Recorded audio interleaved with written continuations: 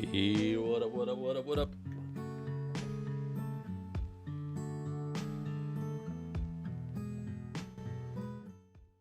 It is time. Zach the Third, how you doing? Yo, come on. Really? Oh, no, fuck off. You're being annoying. Get out of here. Gambi, what up? Welcome to the stream. Hope all is well.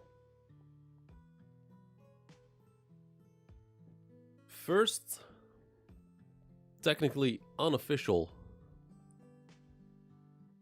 or stream of the year, or chapter of the year. I mean, officially is the second chapter of the year, but unofficially, first one. First chapter of the year for now. Hope everyone's doing well. Let me just do my usual stuff before we start. Really been 3 weeks? For One Piece?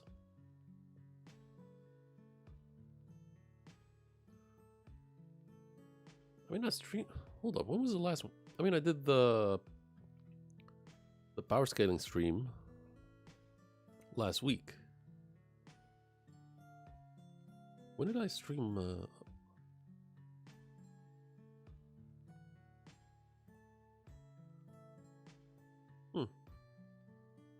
I guess it has been. Oh, the last chapter. I mean, I guess. I mean, last chapter. I thought it was 2 weeks ago. I mean, all right, fair. Now, let me just do my usual stuff before we start. And of course, I don't think I need to tell you, but I will anyway. Make sure to drop a like and subscribe if you haven't. Just give me a moment.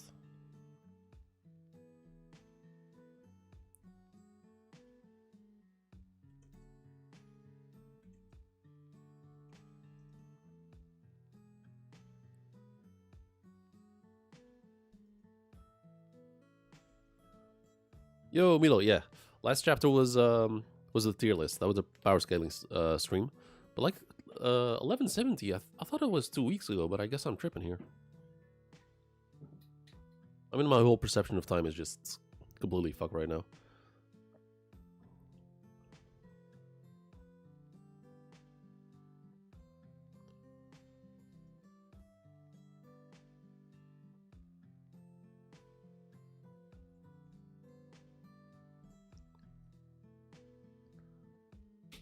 Alright, let me get rid of that.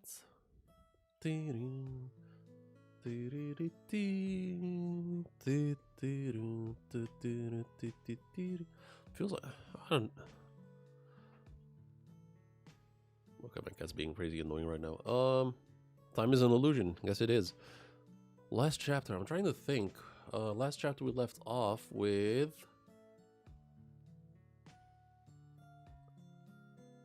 I mean, okay, it was Harold's death. Harold just being hammered to death. That's where we left off. So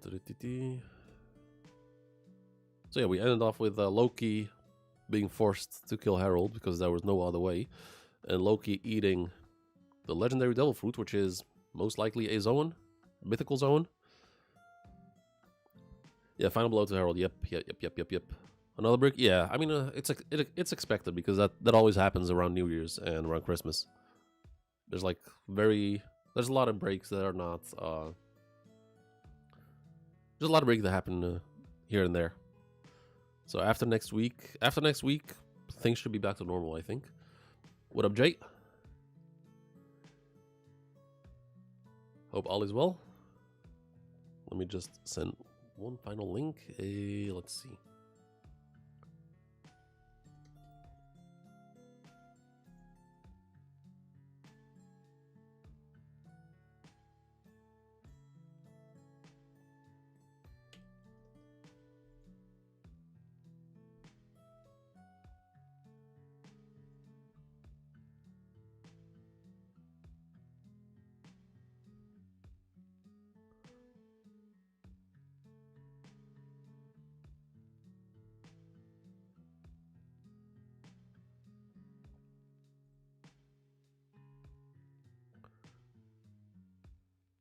Alright, I think we're good now.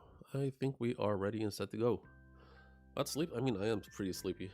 I was about to pass out myself, but it is what it is. So, first off, let me switch to One Piece music.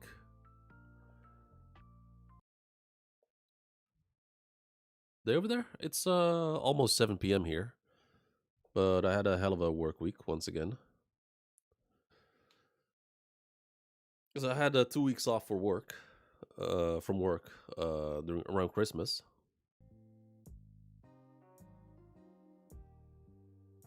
Yo, Nanda, what up? Welcome to the stream. Hope all is well.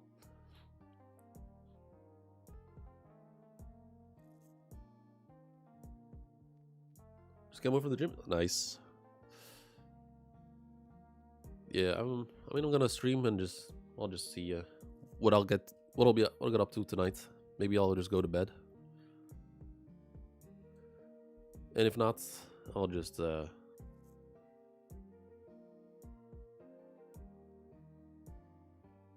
life treating me? It's it's treating me. I'm alive. Work still beating my ass. Even though I had 2 weeks off, I'm still completely exhausted after the last few weeks. Last 2 weeks. Yeah, turns out having working 2 jobs in like 40 hours a week, it's pretty damn exhausting. And that shit's supposed to be temporary, so... Oh, damn, you're in Qatar. Okay. Damn. We'll do the stream. Yo, come on, get up here. Get up here. Come on, get up here. There you go. Good girl. Good girl. 2 jobs? I mean, no, I work 1 job, but I have, how do you say it? I forgot the word.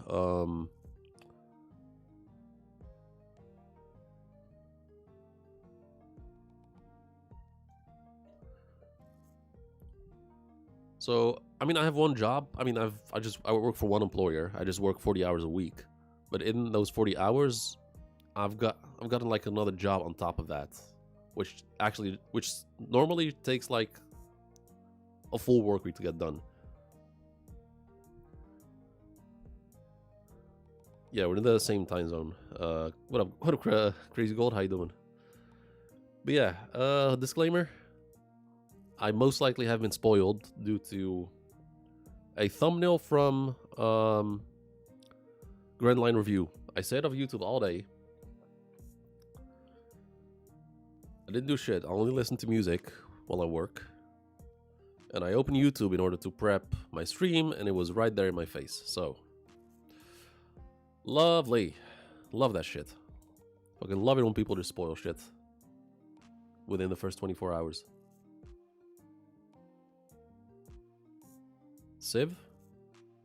I mean, I don't follow Civ. I don't even know how to find his channel or what his channel is called. I only know from the Brago collabs. Now let's pull up TCB.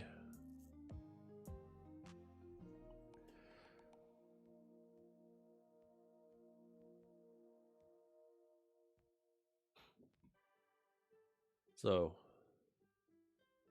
oh, of course, before we get started, let me just do one last thing.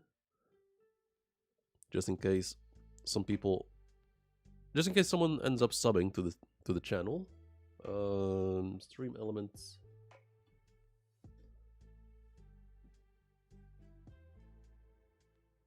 All right. Come on. Why do I have to do this bullshit every single time?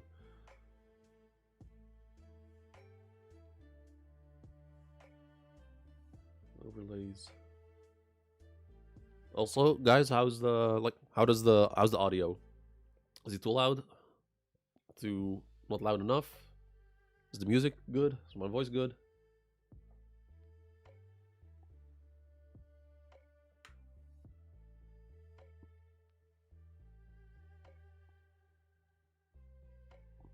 You got a what friend from there?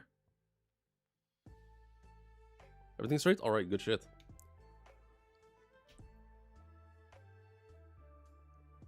Oh, I knew something was off here, but hold up. Just bear with me. Almost starting. Ooh. Ooh, okay. Chapter is called Ragnir. Clash of Clans. Okay. Chapter's called Ragnir, and we got Zoro for the cover request with a cat on his shoulder. Zoro with cat ears himself. And he's holding Enma, sitting in a chair in front of a mirror. There's something on his shirt. I think that's supposed to be kanji, which I can't read. Cover request by Reverse Kitten, a cat putting cat ears on Zoro. Call of Conquest. Yeah, that's what was going through my mind at first. Anyway, let us get started. Chapter 1171. Shirt says Zen? Okay, fair. Good shit. Thanks. Now, what does Oda have to say? Because last chapter, he had something to say about Whitney Houston. The first non-food related message in ages. Which I missed. So let's see. Mr. Green's apple... Okay. Mrs. Green Apple's Babel no Tower of Babel was a wonderful show. Oh, okay. Okay, I thought it was actually about food. I was deeply moved by the way the entire venue was used to represent the story. Okay. Yeah, last time was about Amy Winehouse. Page number 1. Hold up. Let me just get the zoom fitting perfect. Good. Okay, let's go. Oh, and of course, before we start, since King of Lightning does not do it anymore, ever since he moved to live streaming. Did you hear that?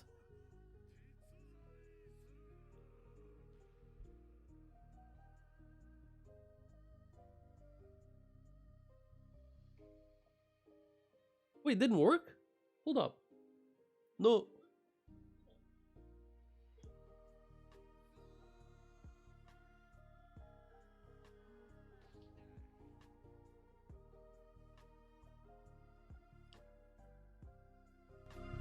Wait, what if I do this and then switch this around?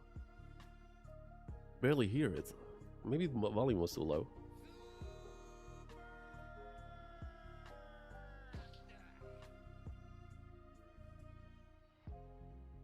I think that's just my mic.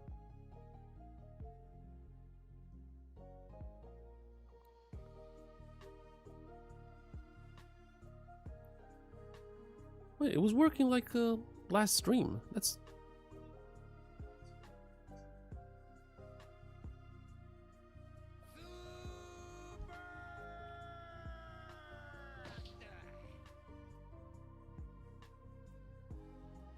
Okay, never mind. It's working now. I can hear it. Okay, so Par is streaming too, huh? Worked last... Yeah, huh. Anyway. Okay, so got some competition right now. While I work? Man, I haven't heard from Par in ages. Alright, so we got Gabon. Oh, and of course, what I was trying to do, since King of Lightning does not do it anymore,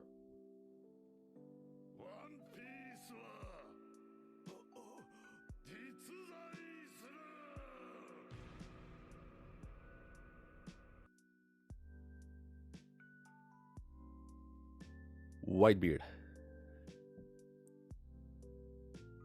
Since he doesn't use it anymore, I think it's fair that I do it now. Because he stopped using it ages ago, ever since he moved on to streaming. Alright, if Harold left the castle in that state, we would have brought great calamity to the world. Got a major throw? Yeah, it was huge. It was way back when he was uploading videos instead of live streaming. So, anyway, Harold, Gabon. If Harold left the castle in that state, he would have brought great calamity to the world. The wake of the fierce battle at West Castle. I mean, the castle from the inside was pretty ravaged, but like, it's... For a giant, I don't think that's that crazy, right? I had a taste of of that hopeless future during the fight. The castle straight up looking like a Dark Souls level. No matter how badly we wounded him, his body kept repairing itself.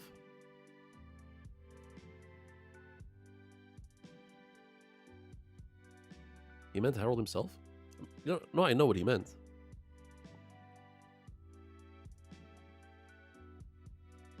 It's shocking to think somebody actually stopped him.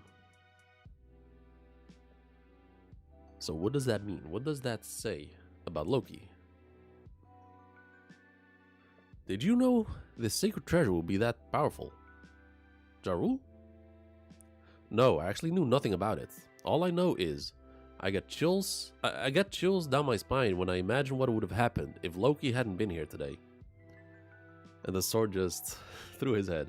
It's still insane that the sword was actually pierced through his head. Like I said, I always thought it was just like the sword, like it was an overhead slash, and it actually got slowed down by the helmet. But no, it just straight up went through him. And of course, guys, make sure to drop a like and subscribe. Shanks, roughed up, a little bit wounded. When I join the Gods Knights, it'll be a new dawn for Elbaf.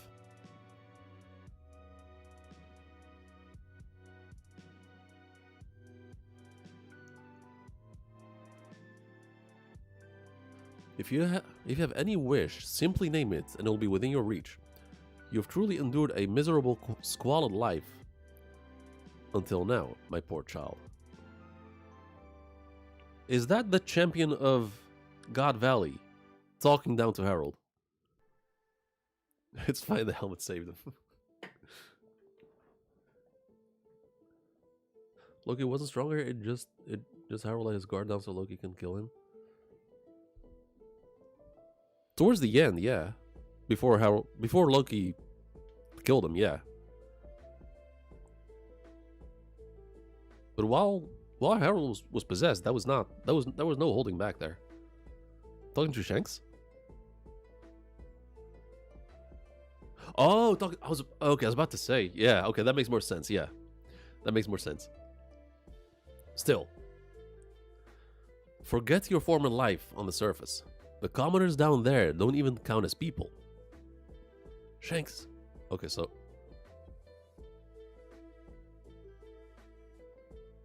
Hey, Shanks, stop it.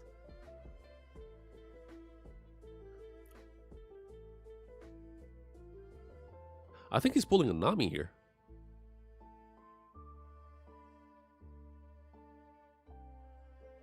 That's a bad habit. You should never resent the circumstances of your birth. Why did Harold have to die? He was such a pure soul. If only I'd been faster. This isn't your fault. Okay, damn, okay, so Shanks actually going through it.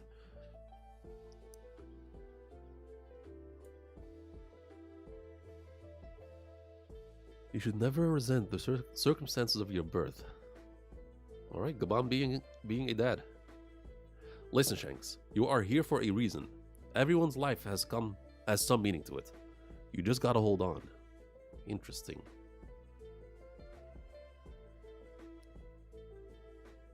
And there we have Loki sitting in front of Harold. Is that what happens to you? Oh, gee, is that what happens when you love your country too much? I don't think that's the case. I think I've said it a lot of times. It's straight up just pure guilt. Like his entire motivation was fueled by guilt.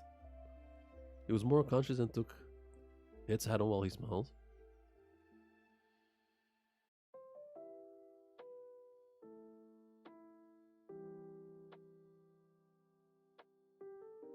No. Bro, go read the chapter. Go read the previous chapter.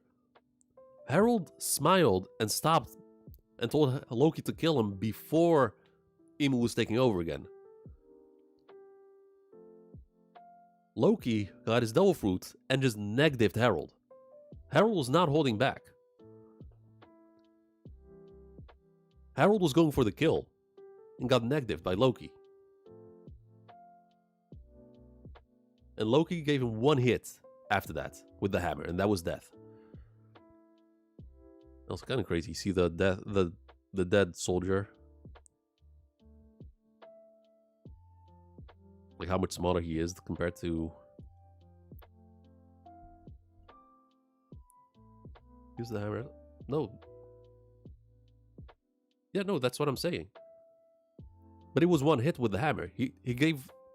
Harold took one hit with the hammer and that killed him. And that was Harold accepting the hit because he was still in control. Or he was in control again, and Emu was about to take him over. And he was like, get it over quick. I'm starting to lose control again. Before that, Harold was in full control of Emu and just... This sucks. Oh, god damn.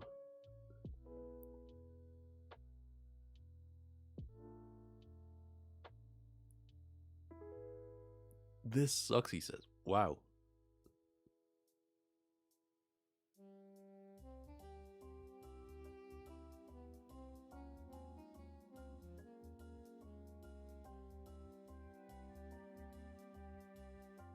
No, that is his coat. That is his coat.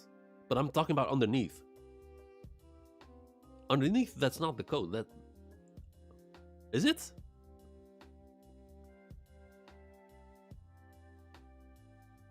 I'm pretty sure, like, underneath all this, I'm pretty sure that's blood. Up top is the coat. And there's, like, blood splatters all around. I think it's safe to insinuate that there's not much left from Harold's upper body. Ooh.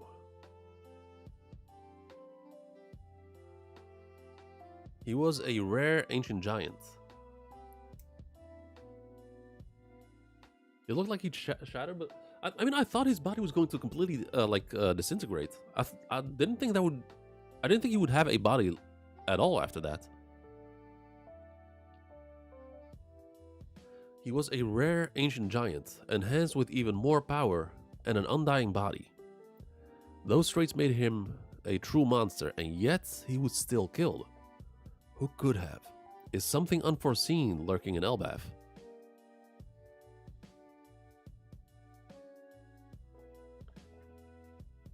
So, the all-knowing does not know everything, it looks like.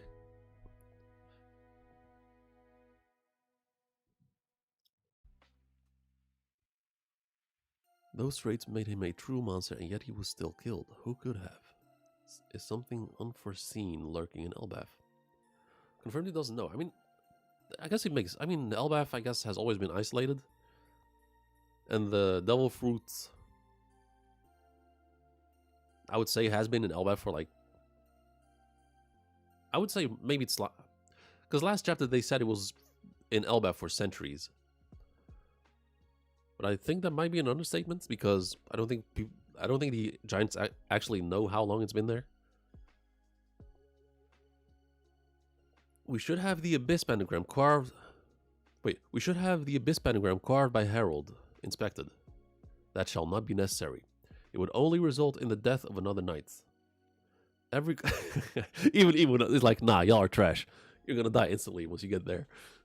Every covenant comes with a price to be paid, even for Emu. Really? Oh, I didn't notice. Emu's out of breath. Oh, I didn't. Okay, I did not notice that. Okay. So, hold up. So, we should have the abyss pentagram carved by Harold inspected. That shall not be necessary. It would only result in the death of another knight. Every covenant comes with a price to be paid, even for Emu.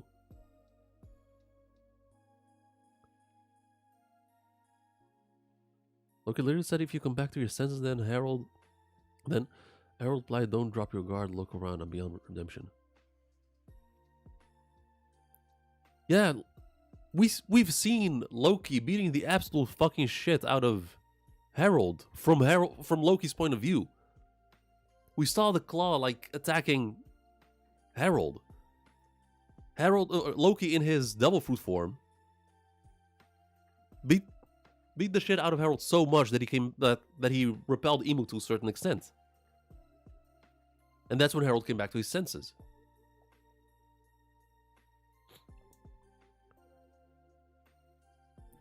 So I wonder, Horcruxes? Maybe. That's what first came into mind, but also I think there's also similarities to Big Mom's homies.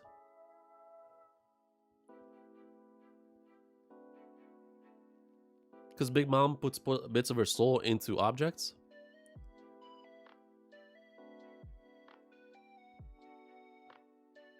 But he couldn't kill Harold, that's why he was... Are you dead ass right now?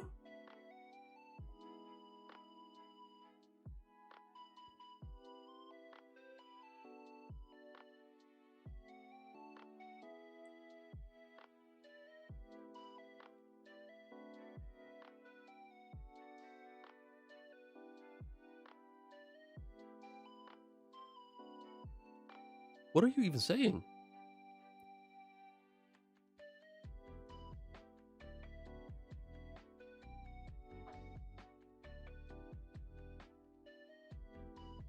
I am straight up baffled right now.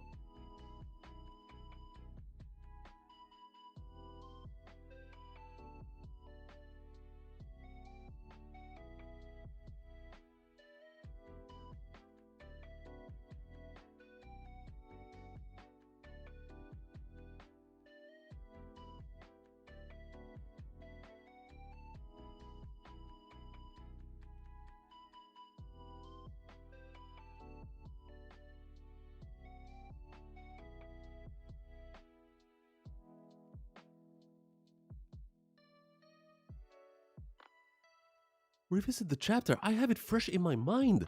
It was a negative. Harold did not stand a chance against against Loki in his devil fruit form.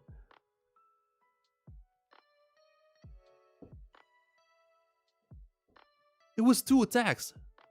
Maybe 3. Maybe there was more off-screen happening, but we've seen 2 or 3 attacks, and that was the end of it.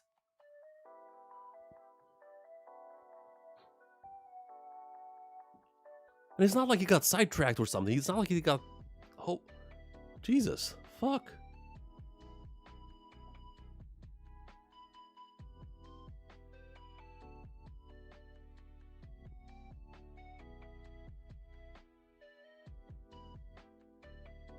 And that's besides the fact that Loki did end up killing him after all.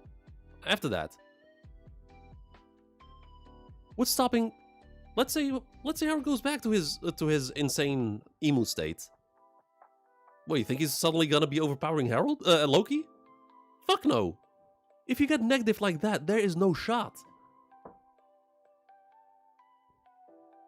Harold actually told something? Yeah, because he came back to his senses, and Harold wanted to die because he knew he was being possessed. So of course Harold wanted to die, but before that, he was in full control of Emu. He had no control over his body.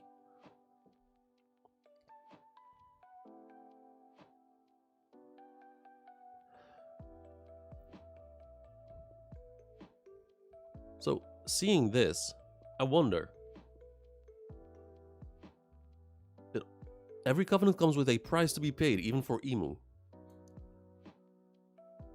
Even for Mu.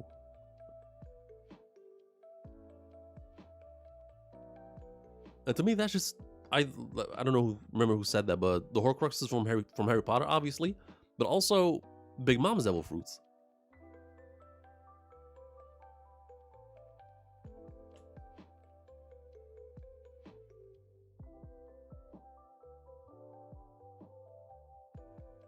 So Loki was stronger than...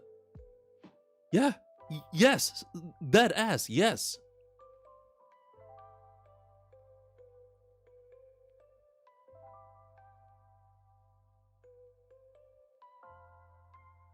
That's why I had the whole discussion last chapter about whether that was Harold at full power. Whether that power that Emo gave him was a nerf or not.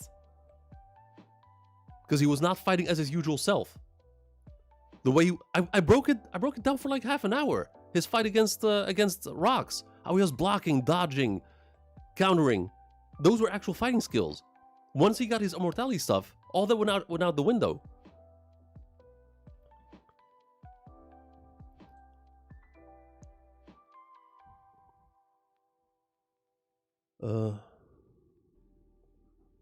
No, maybe Emo reacted because he never saw this strong hack after Joy was dead.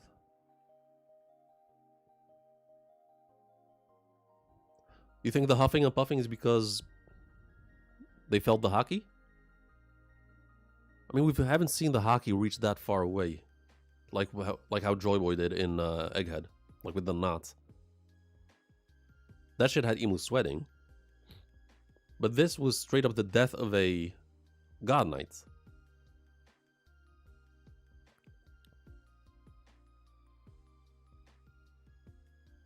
We've never seen a homie die, right? Like one of Big Mom's homies. We've never seen one actually die, as far as I can tell. All of them are still alive.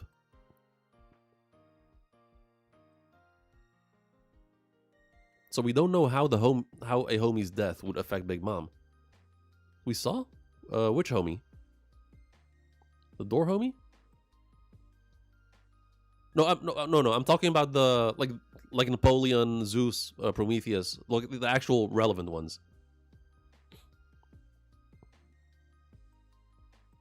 Like the small ones, I don't think that costs a lot of soul power, if that makes sense. I think, but if someone significant like Napoleon, Zeus, Hera,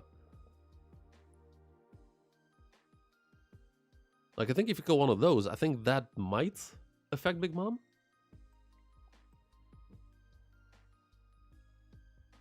Like she might feel it to a certain extent, but we don't know. Yeah, she tried to kill Zeus for betraying her, but Zeus ended up living. So Zeus is still alive in the climate thing, in the Lemmy's climate attack thing. Oh, okay. Emo continues. He had no qualms about lowering his head to appease humans. All he ever sought was communion with other nations and peoples. Harold was a total aberration.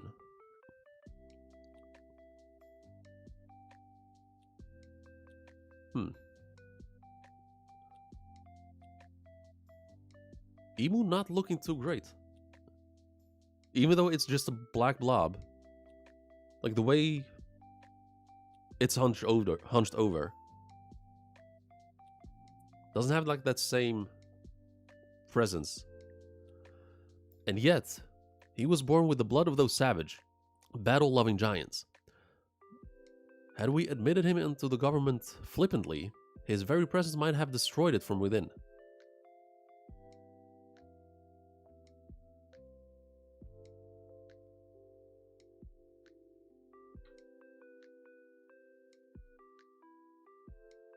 Oh, okay. Okay. I was wondering, like, what does he mean, like, destroyed it? But I'm guessing he means destroyed the government from within,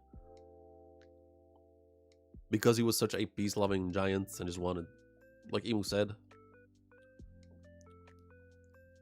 just wanted to build up relationships with other countries.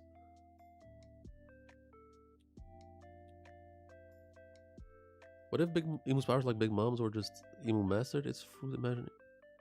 No, I don't know. I don't think Emu has a devil fruit. Whatever Emu has, that no way in hell is that a devil fruit.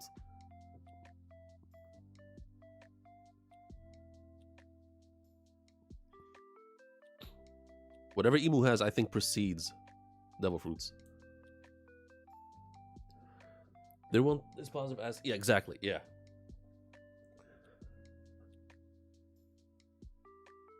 It's kind of wild that Emu's admitting that. Like, Harold alone would have been able to do that just by being a decent guy. Elbaf should never have known a king of this disposition.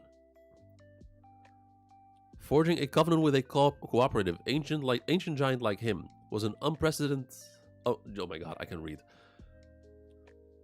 Forging a covenant with a cooperative ancient giant like him was an unprecedented opportunity.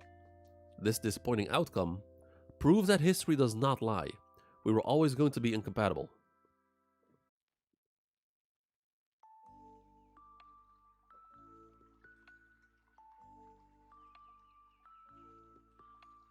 Okay.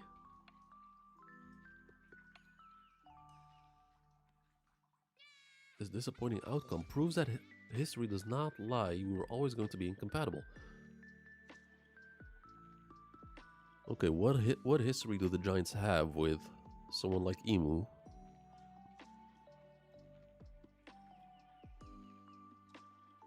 And also, if way back Giants were just bloodthirsty, war-seeking people, no, even then that wouldn't work. Because they would be too stubborn to serve under Emu. Never forget. Oh.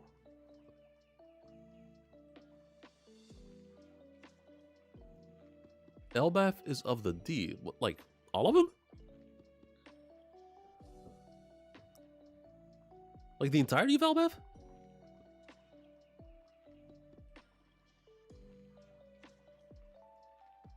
Elbaf the island.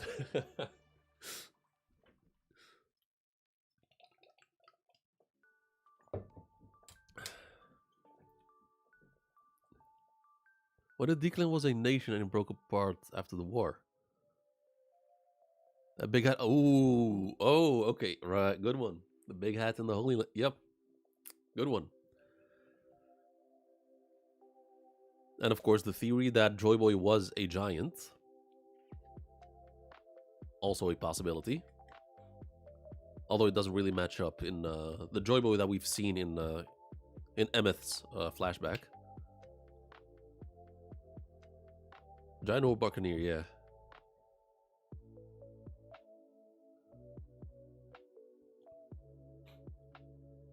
Similar to Alabasta, I guess.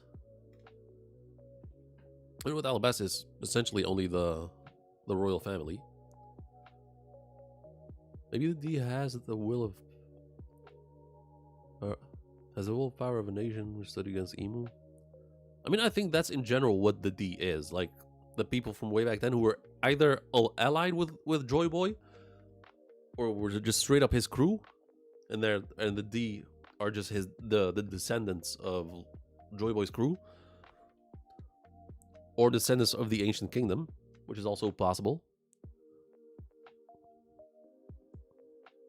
Loki. After this, the country will be in disarray. I'm heading out to sea, old timer. I'll take the surviving soldiers with me. Really? What about Harold's final request? Tell the people of Elbaf what happened here.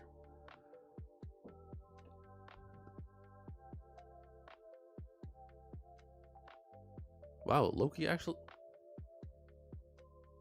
Huh. There's no way I can tell them the truth. Just drop it.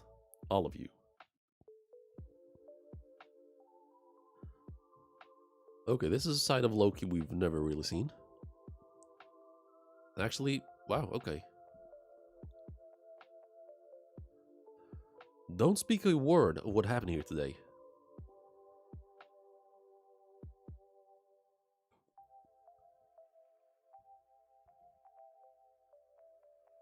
If we say nothing, who do you think they'll blame for all this? It'll be the same as always.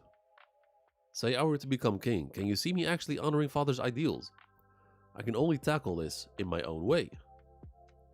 Which is what? Just invading the Holy Land? With this ability, I'll settle the regrets of the old man and his soldiers. Lily hid her D from Emu, so similar that Elbaf once...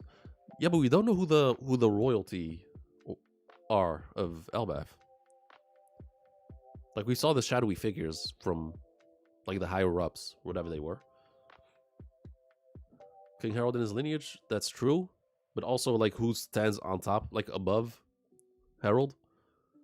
Just got an idea, what if Loki's observation hockey is so strong, like Fujitora's, and that's why his eye...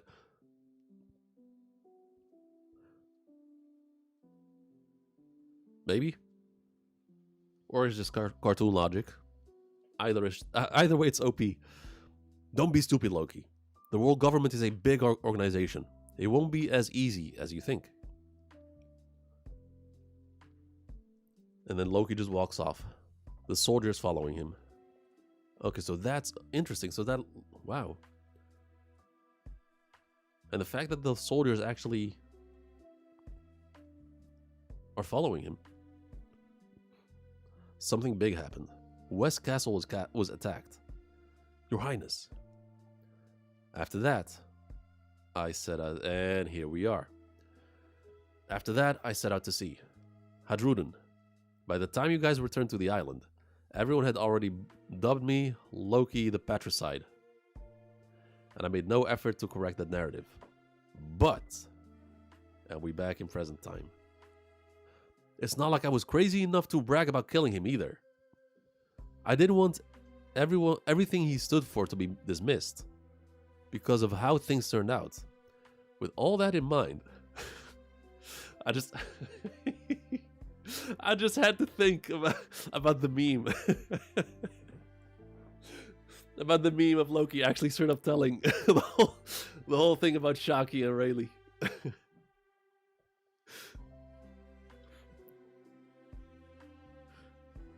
With all that in mind, do you really think I should have told the people everything? Hadruden, quiet. Gaban, awake. He's telling the truth, Hadruden. Get it already? I really didn't want to relive all this crap. Wow, Luffy. For the first time in... What has it been? 6, 7 months?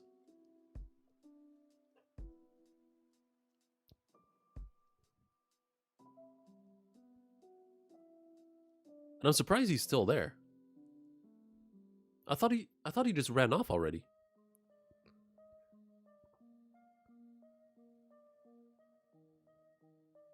Monkey D, finally back. Look, he heard everything, yeah.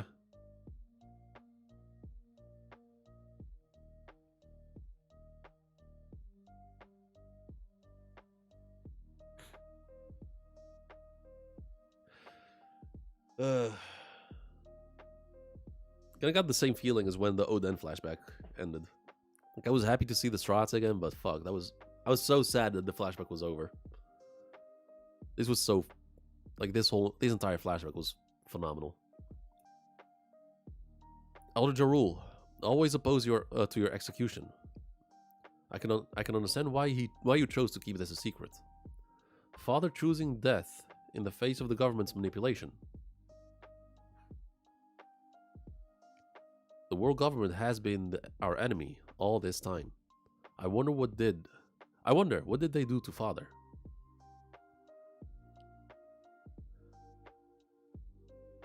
Indeed. And now they've sent more knights to Elbaf. Some with deep ties to Herald. Even Loki doesn't know all the details about Herald's dealings. But even Loki doesn't know all the details about Herald's dealings in the Holy Land. I can fill you in if you want to. That won't be necessary for now, Yasan. We need no further reason to protect our country. Zoro and Sanji, still there. Damn. Zoro, please, for the love of Christ, get rid of those goggles. Loki's too busted? Nah, Loki is a perfect candidate for the Grand Fleet. Have him join Hadruden's crew, maybe, or have a second giant crew in the Grand Fleet. I was about to say, yeah, just another flashback starting. Ooh, okay, uncuffed. Okay, who does Oda hire to draw the chains? Because just like in Loki's first introduction, the chains were so well drawn, and again, like they're so like someone spent a lot of time drawing these chains.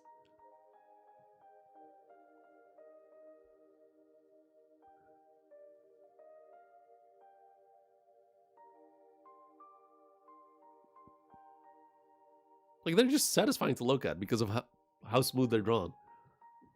Yes, 7, 5, 7. No, I get that, but like, it's like it's like they spent so much more time on those chains than anything else. Loki, it seems we both feel the same way about Father. I'm sorry for everything. For the sake of Elbaf, let's make a stand together. Oh, that's great, Loki. You can fight now. Hmm? Okay, so someone's... I think that's an animal roaring. Oh. Oh, I think that's one of the nightmare demons falling down.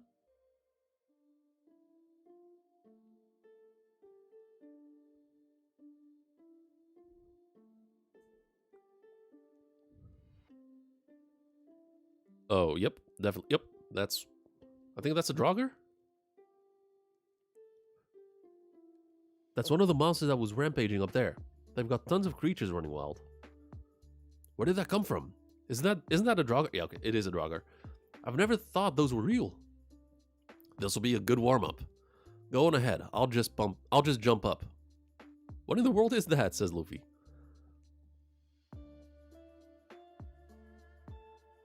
It's like Brook plus Zoro? Except without the shitty goggles.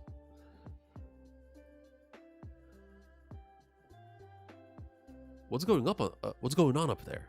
Hurry it up, Hadrun. Hey, Loki. We admit we prejudged you when we called you a kinslayer piece of crap.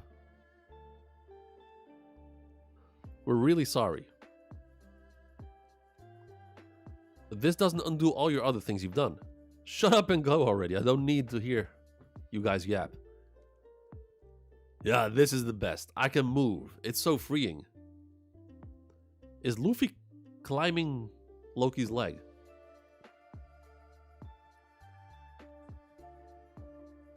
Oh, he's doing the Garp pose. He's going full Garp here.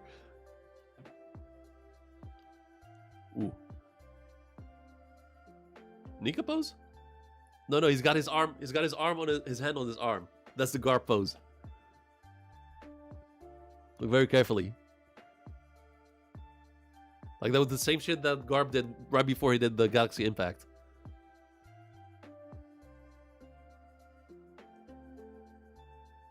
Another roar. Hey, Doc, I know you want to take care of me here, but I'm worried about my son up there. Yeah, you make a good point. Be careful, Sanji. Well, okay, Sanji, Skywalk. Chopper on his back, lifting up Gaban. I've got it. Weren't you two gonna stay behind? What are you still doing here? Shishi, I'm dying to see you fight. Alright, let's show him your power, Ragnar. And it squeaks.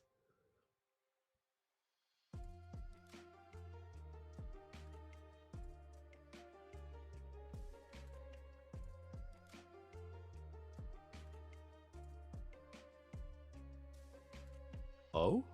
Hold up. It changed size.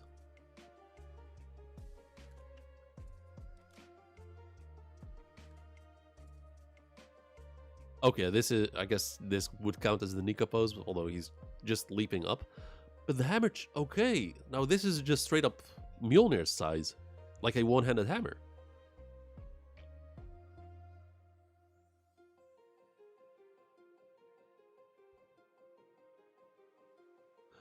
It can freeze? Niflheim.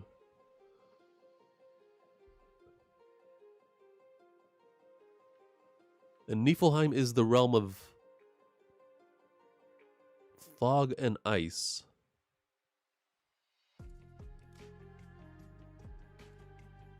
What? Break next week. Oh my. Noon's origin world? Yeah, it's one of the realms in the Norse mythology.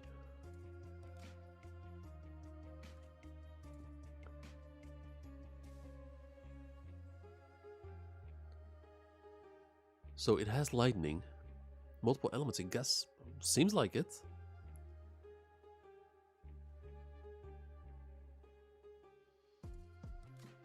And in terms...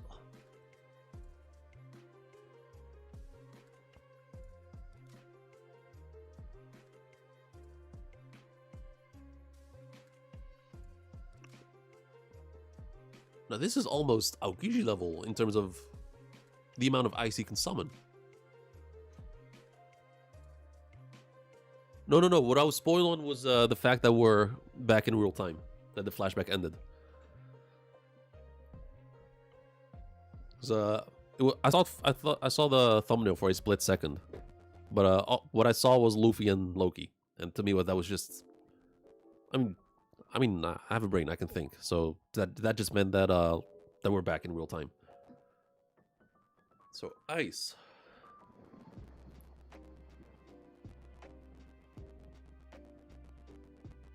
And who's to say it's limited to elements only?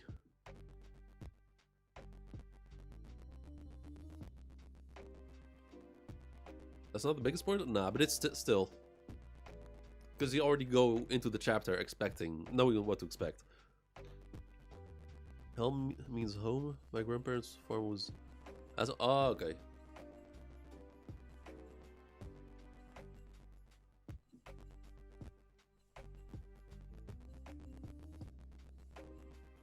So, I'm trying... Okay, so all the... So what, are all the realms, like, just... Oh, okay, so all the realms are, like, home of the... Whatever it is. There's, like, Alfheim, Niflheim.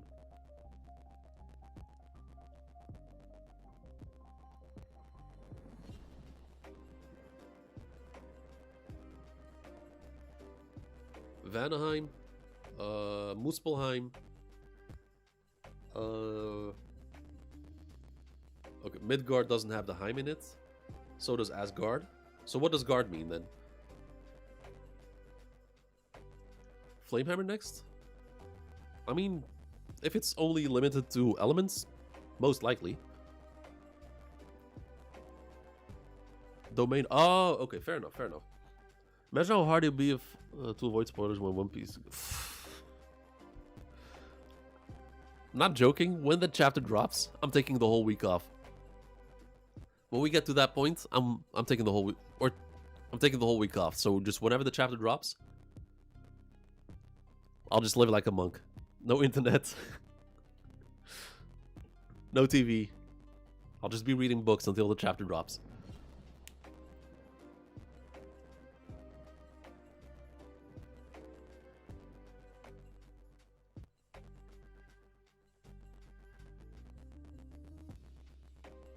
And there's also Svartalfheim, which is like, I mean, the whole thing with Dark Elves, which is not necessarily not accurate because that's where the dwarves are. Its original name was Nidavellir. Well, coworker tries to spoil. I'm gonna lose my job. I mean, I don't have to worry about my coworkers spoiling because none of them read One Piece. There's just... Sometimes I just like to listen to a YouTube video while I'm working, so just the act of opening YouTube. And the algorithm just pushes One Piece videos to me. And it's not like I watch that much One Piece content either. It's just whenever the chapter drops, it just starts pumping the algorithm.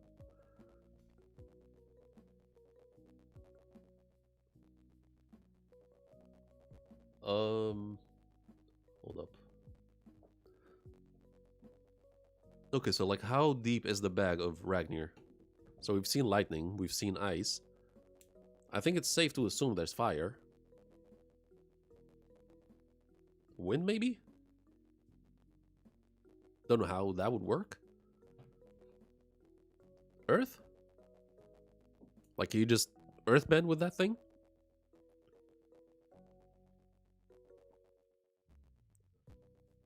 Water, but I'm not sure how that... No, water is too iffy. I don't think Oda... I think Oda once said he doesn't want to touch that area. Because water is like the weakness of devil fruit, so he doesn't really want to fuck around with water powers. Just living in a cave, pretty much, yeah. The Old Norse word for god is as. Oh, okay, realm of Asgard, realm of gods. Then okay, a domain of the gods. I see.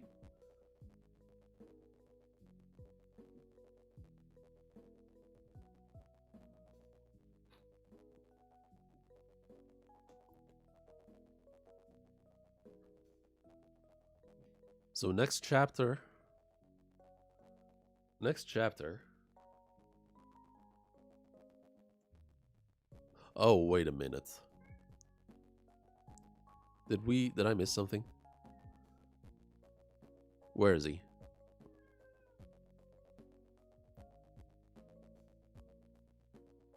I swear to God, where is he?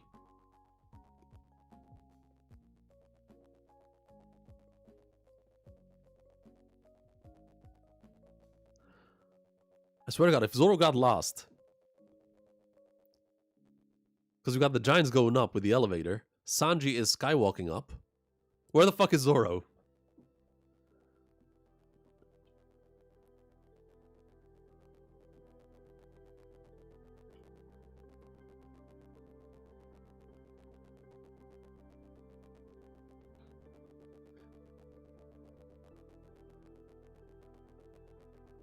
Oh, no, never mind, never mind. He's with the giants. He's with the giants. He's in the elevator. There's this panel. There's Zoro? Is that Sanji next to him?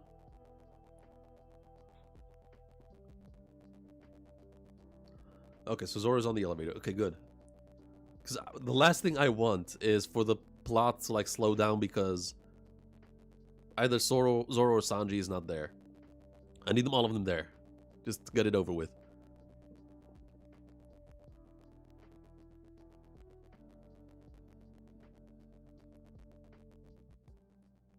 Niflheim. Wait for Zoro to start? Yeah. I mean, Zoro should finally be aware that he has Conqueror's Haki. We're gonna have to wait and see what kind of tip Sanji has gotten from Gaban. Like how he's supposed to fight the Holy Knights. Save kit from Darning? I mean, I might as well end up there.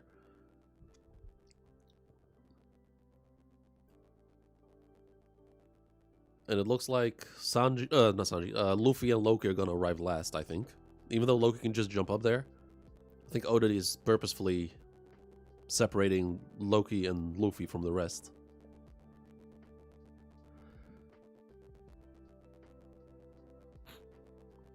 And we have yet to see Loki's form.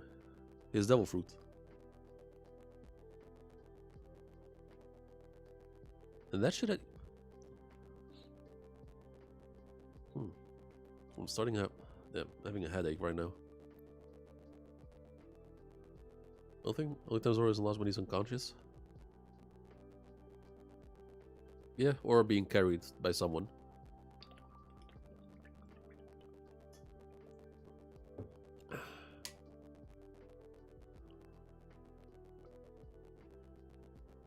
Sound effect cartoony? Which sound effect? Excuse me.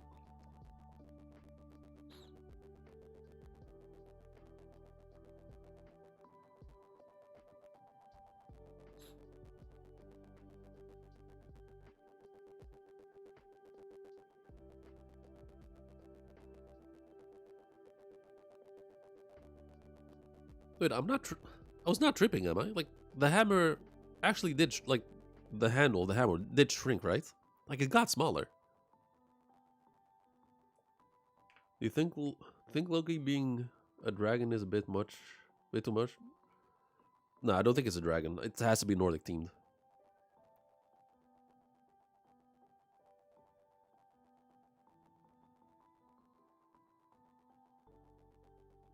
If it's a dragon, then it has to be, what's it called? Damn it, I keep forgetting that's the name. Like the dragon that watches the Yggdrasil, the World Tree. Nidhogg, yeah, that's the one. That's the only possible dragon? Which I wouldn't. I mean, I wouldn't be against that.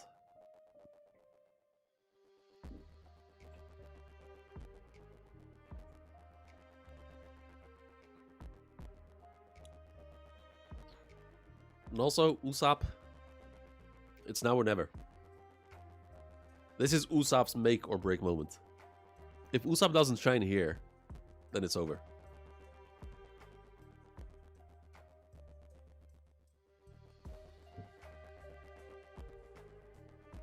And my standards for Usopp are, they're not low, they're way up here. And I'm talking Conqueror's Haki level shit. Like I need him to unlock Conqueror's Haki. Usopp needs to save Dory and Brogy-sama with Conqueror's Haki. Like if there is a moment for Usopp to unlock Conqueror's Haki, it is right here. Seeing the two people he looks up to being disrespected like that. Got no stocks.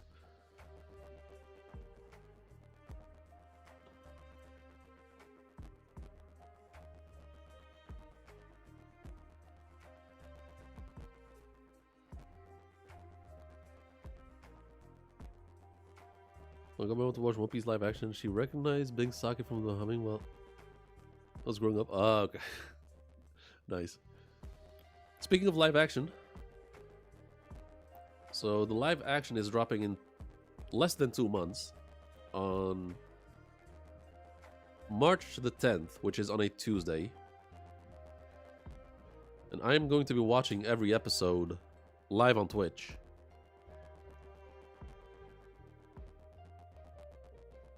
I'm gonna have to figure out on which days I want to do that. Hey. So if it drops on Tuesday, and of course Netflix is just gonna release everything at once. It's 8 episodes, so I could just do 2 episodes per day, I think.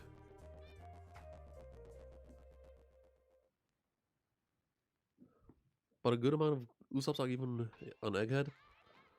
I mean, in Egghead he at least fought against the elders by protecting Robin, even though it was like 1 or 2 panels. It was something. He was doing something. Jesus. In Wano he didn't do shit. Order the Coast Mihawk? Yeah, I don't give a shit.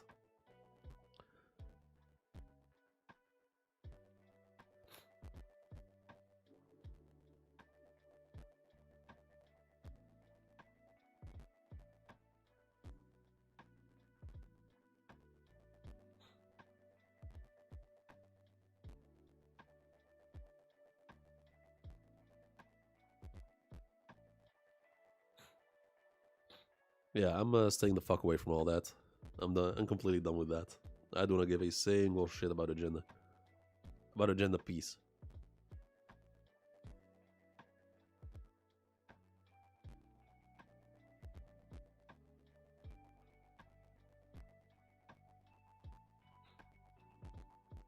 We'll talk about Mia.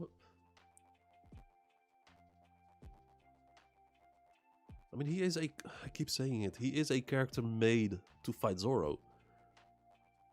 That's what his character is made for. That's his entire purpose. And obviously we're gonna get a backstory of him, that sort of stuff. We're definitely gonna get that shit. In terms of fighting, there isn't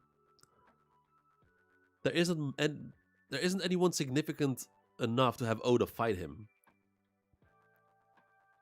Either it's someone weaker than him and gets low diffed, or it's someone too strong to be handled by Mihawk, which is too relevant to the story. He has his title. We know he's the best swordsman.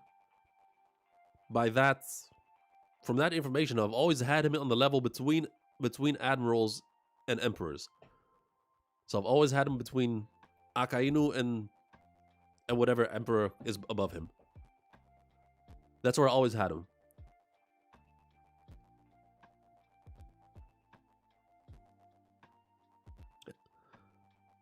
But that's since, like, what? 10 years ago, and it hasn't changed. Alright, you have a good one. See you next time.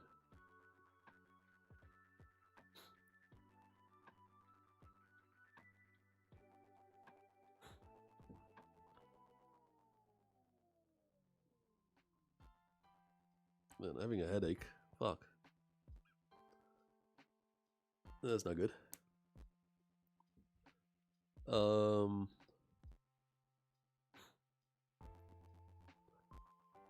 For the same exact reason why I won't slander Dragon.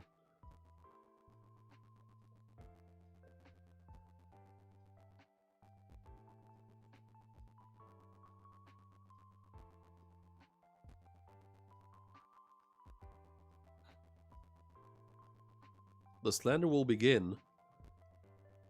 I will only slander a character after he's shown what he can do and doesn't live up to what he's promised.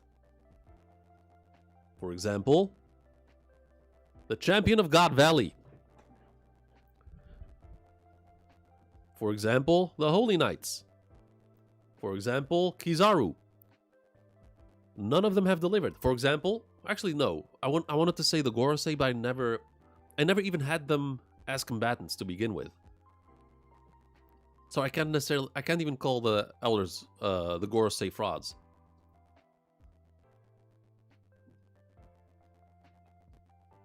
Because for the longest time, I always thought they were just political figures, and if that's all they were, I would have been completely fine with that. Absolute proof is not proof exactly. At least top 10. If there are 4 emperors, then he is number 5. And considering the fact that the 4th emperor is buggy,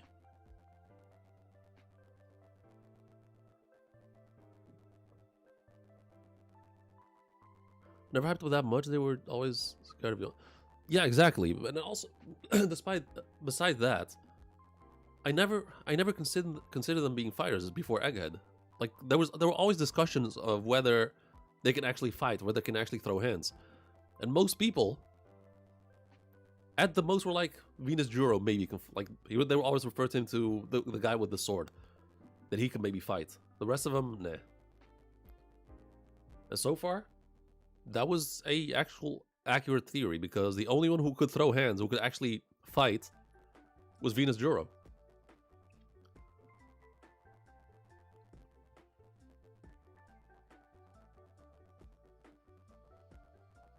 Buggy needs him back. Oh, hold up. Trying to think.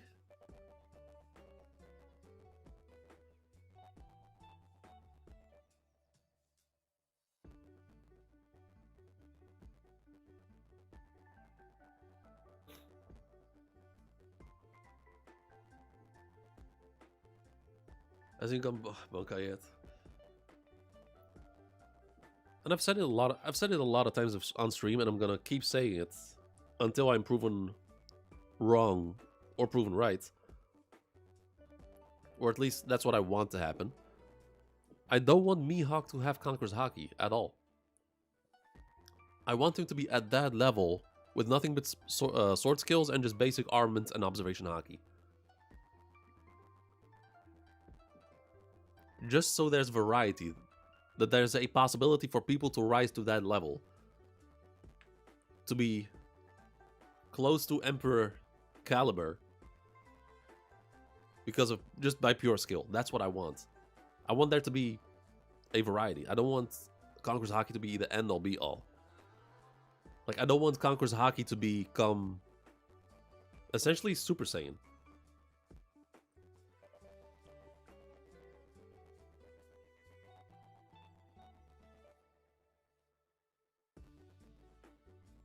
Not having, it would be an obstacle, but that's not how people see it. And also, again, people are also very, they always contradict themselves, and it usually comes from Zoro stands, because they put Zoro like leagues and leagues above Sanji because he has Conqueror's Haki as one of their arguments, but somehow put King over Katakuri. Now, which of those two has Conqueror's Haki? Now, I think I just know Katakuri is above King when it comes to, if they square off, Katakuri will win. But I don't think that's because of Conqueror's Haki. Simply because Katakuri is a better fighter. He's stronger in every single way, except for durability. Was it confirmed lately that Zoro and Sanji are equal? Yeah, but it has been. But I thought that was a much older confirmation from Oda.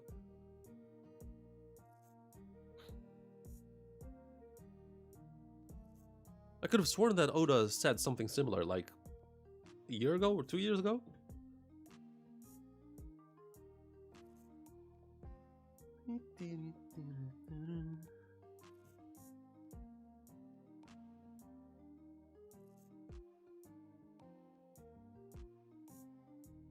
Hold up, let me just do something real quick.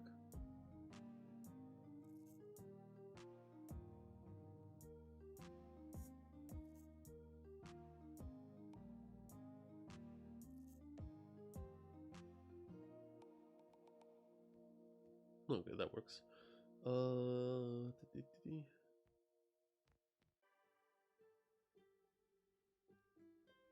Sword is a sword, Sanji is a shield. Yeah, exactly. Has the more impressive fights, and I think more so because of Zoro's stats. Like, you can make more appealing stats. Oh my god, you can make more appealing looking fights with the stats that Zoro has. Like just being able to tank attacks and just having insane attack speed, just pure brute strength. And of course, swords are cool. You can make much more appealing fights for Zoro. Sanji has the exact opposite stats compared to Zoro. So in terms of attack power, Zoro just outskills him completely. In terms of speed, it's all Sanji. Endurance, it's all Zoro. Durability right now, because of the German genes, it's Sanji. Battle IQ, I would say they're both fairly equal. Like both, I would say they both have the same-ish battle intelligence. That's not that big of a difference. Even though Zoro has like the warrior mentality that Sanji doesn't really have. Like Zoro always has a hard time with his fights than Sanji, and that's also because of the opponents that Zoro faces. Like his opponents are always more akin to, like anyone Zoro fights would be a better. Oh my god, I can't even form sentences. But like the opponents that Zoro fights, at least in the post time skip, would have been better opponents for Sanji, and vice versa. Like in Punk Hazard, Sanji scrapped against Virgo for a bit, and of course Virgo outclassed Sanji at that moment, even though Sanji was wounded or like still hurt because of the body switching thing. Virgo would have been a better matchup for Zoro.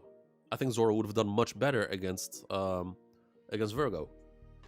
However, Pika was a terrible opponent for Zoro because Zoro doesn't specialize in long range battles.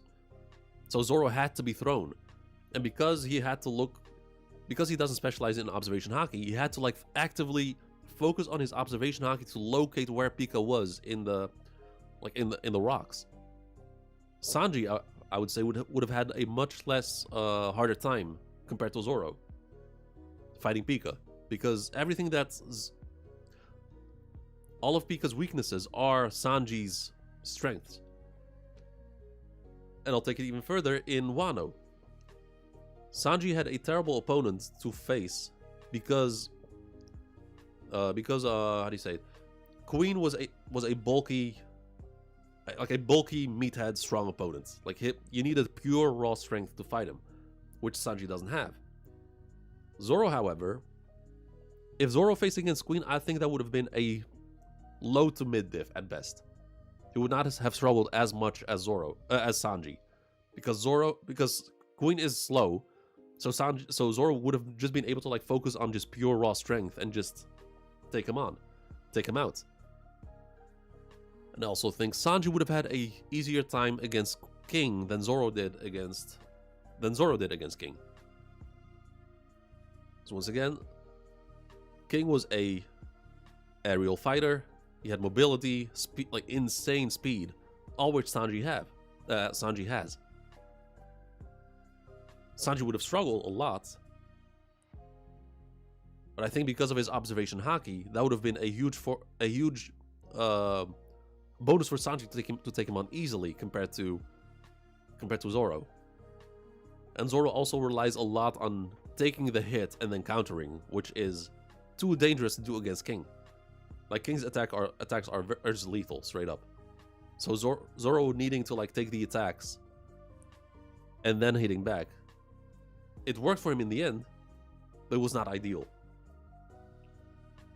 Sanji, with his speed and observation, would have had it would not have been as damaged as Zoro was by the end. Not primarily a fighter. He's a chef that fights. I've seen that take, but I disagree with that. Like he was throwing. I mean, I wanted to say throwing hands, but that's not true. He was throwing feet ever since he got to Baratie. He is a fighter, but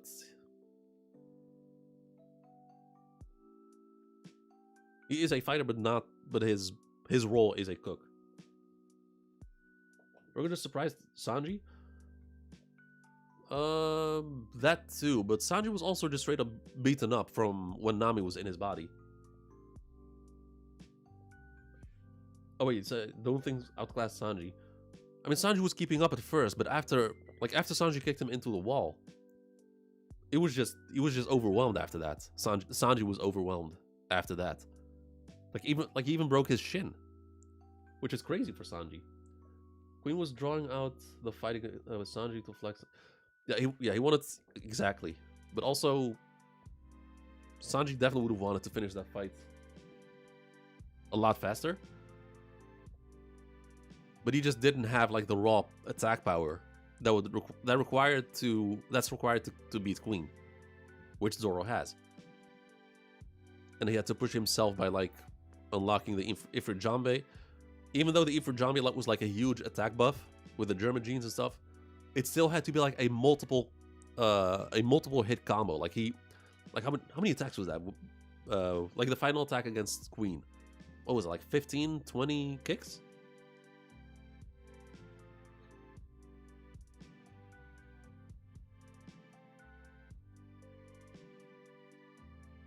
Yo, guys, one question. Where should I read Chainsaw Man? No spoilers. You're asking the wrong person. I've already read the first 5 chapters of Chainsaw Man, and I'm still planning to get back to it. But I guess... Manga Fire?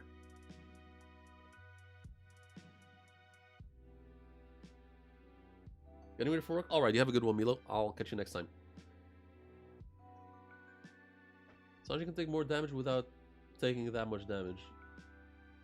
Zoro can take... No, that's exactly what I said earlier. Zoro is endurance. Zoro's forte is endurance. Zoro can take pain and muscle through, which is just as we've seen in any of his fights, and also in Thriller Bark when he took Luffy's pain. Zoro has a normal human body, but he can tank the pain. He can muscle through that pain. Sanji has durability. His body is very durable and doesn't damage as quickly.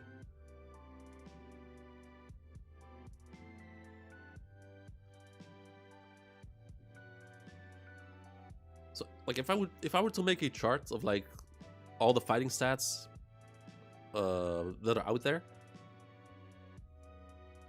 and also like for a separate stat sheet for Zoro and a separate one for Sanji, you would see like just straight up opposite numbers.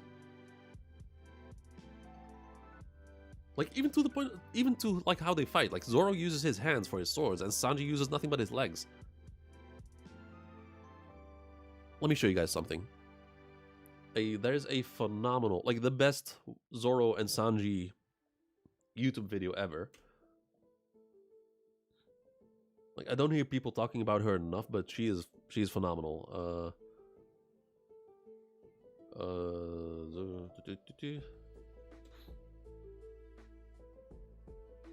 This right here.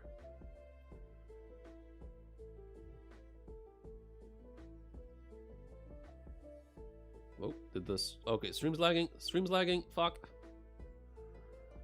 So, Melon T. In this specific video, Zoro and Sanji is by far the best Zoro and Sanji video I've ever seen. And she breaks it down so damn well.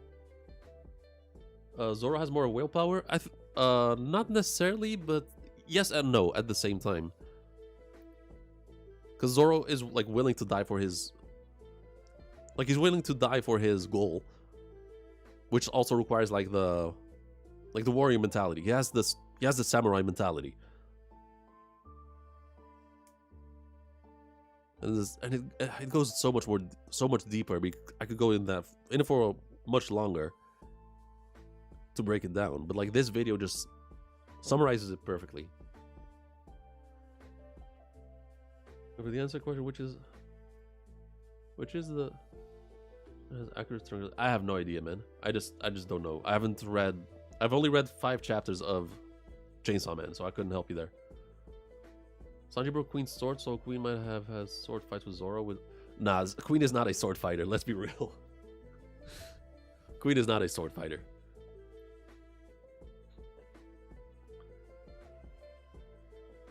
But to me, both those fights were a bit, I guess, disappointing.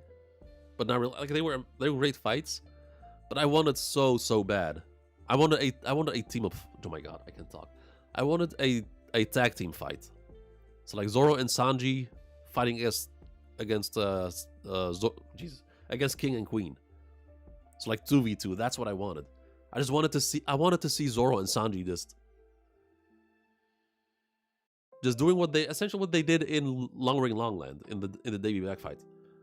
That would have been peak. That would have been phenomenal. I think that would have probably been like the best part of the entire of Wano if that happened.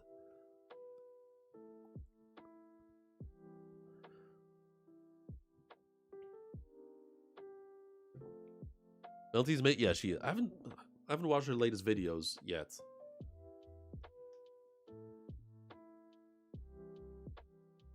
And she also has a separate breakdown video of Zoro and Sanji, which is also absolutely amazing.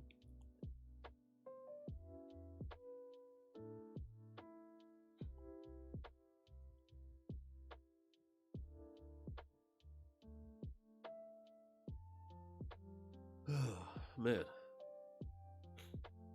Maybe Oden is saving the tactic. Like, maybe. Like, I don't see the Blackbeard pirates having that kind of power. Like they're dangerous. Like, the Blackbeard pirates are definitely dangerous. Like, their main strength comes from fighting dirty. And I think that's going to be the biggest challenge for the Straw Hats.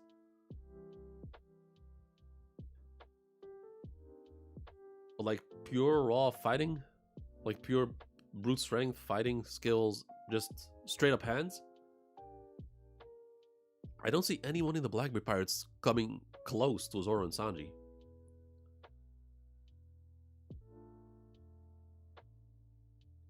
Not even Shiryu.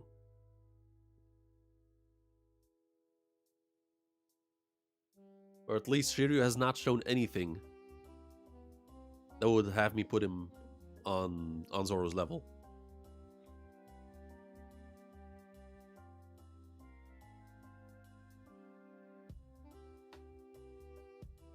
And besides that, even like with the possibility of potentially Yamato joining, and then there's Jinbei, Frankie will, I mean,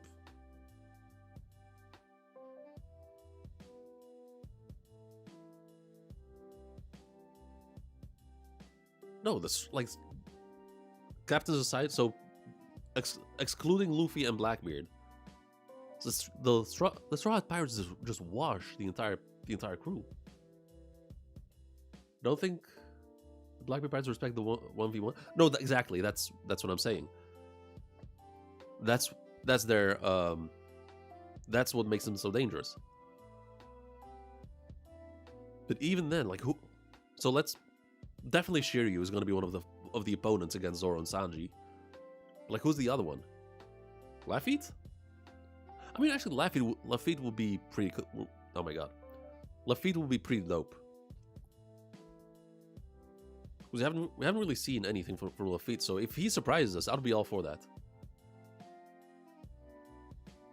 Would you say who would you say is the top one in the verse right now, except Emu?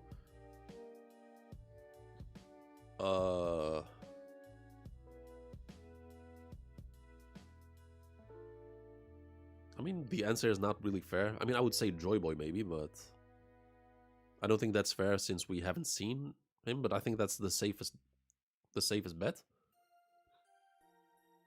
Luffy? Nah, Luffy's not. I don't think Luffy's making it past Mihawk right now. Luffy's not making it past a fresh Kaido right now. He's not beating Big Mom. He is straight. He is at a level to like fight 1-on-1 against Emperors, but he's not winning.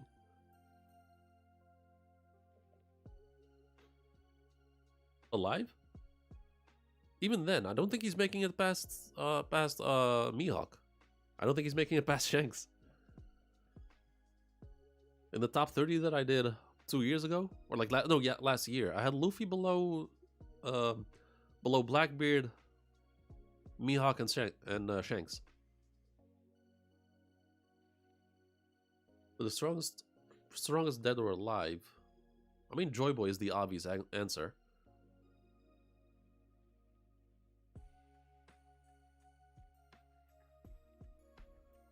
And besides, if you want to exclude Joy Boy, then the obvious answer would be Roger.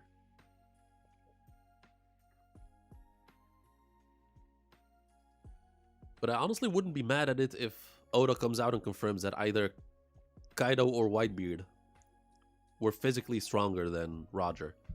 I would not be mad at that at all. So Shanks is top 1 right now for me, a live character. Yeah, pretty much, yeah, I would say so. I like how in every JRPG the final boss is to fight God, but Luffy did that in Skypiea before time. And his final boss will be fighting the devil.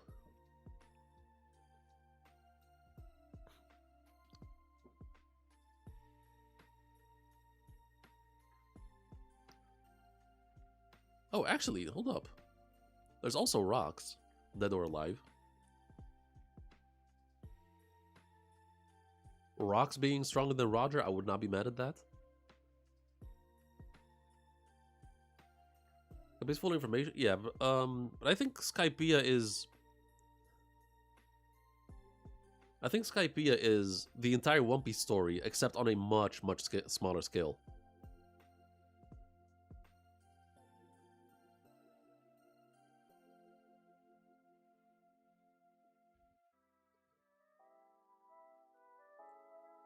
Like if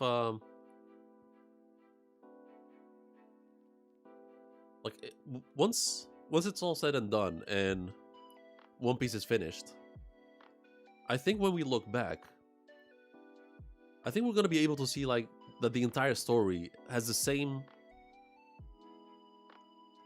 structure, similarities, story as Skypiea. Like Skypiea is the entire, to me, my theory is that Skypiea is the entire One Piece story, but except on a much smaller scale. Oda planned One Piece going for 5 years. Yeah, he's that's been his plan since he started. And Skypiea was a last-minute plan, so he did not plan that at all. That just came. He just decided to do that last minute. Hold up. Damn, my chair is fucking up. Oh, there we go.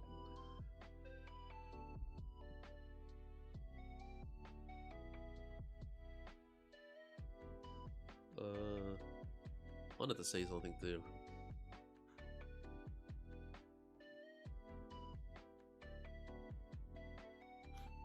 I mean, it's actually interesting. Rocks has never been given the title of the strongest. Like we have Whitebeard, the strongest man. Kaido, the strongest creature, but Rocks never had that title. Neither did Roger. So if strongest dead or alive excluding Emu and Joy Boy, I would honestly maybe Kaido or Whitebeard, either one of them I would say. Strongest player might be Mihawk because everyone's stronger than him or not alone. Fair. That is fair. I think One Piece will end before after. I have no idea, man. I have no idea. I mean, we're now in 2026. Nah, no, definitely after. Oda is too much of a perfectionist, I think.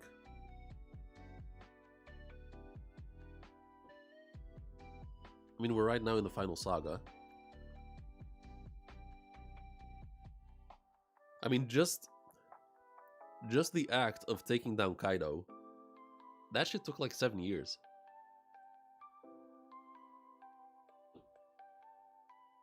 Like, from the moment Law introduced the plan in Punk Hazard all the way to Kaido's downfall with the Bajran gun, that shit was like 7 years.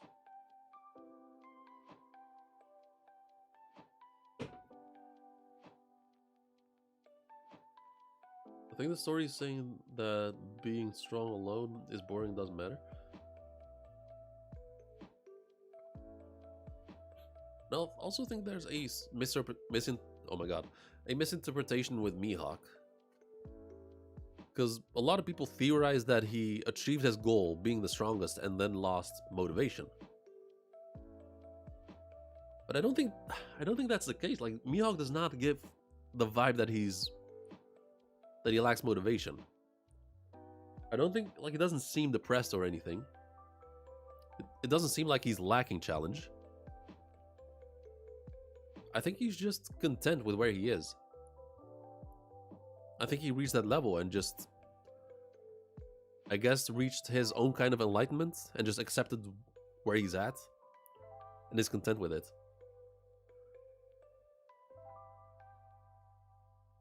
It's more than 10 years, bro.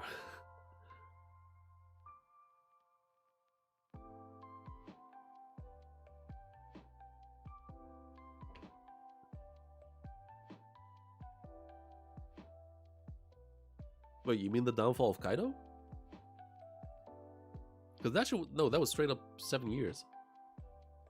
At least in manga time. I don't know how much in anime time that was.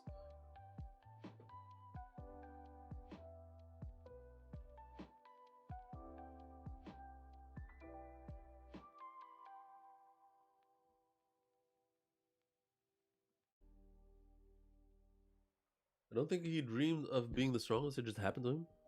Yeah, fair, yeah. I don't think he... Oh, hold on. Wheel of Dreams, welcome. Late to the party, huh?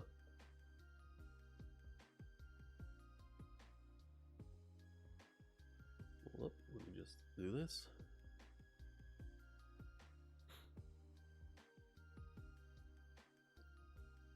Yeah, how you doing, man?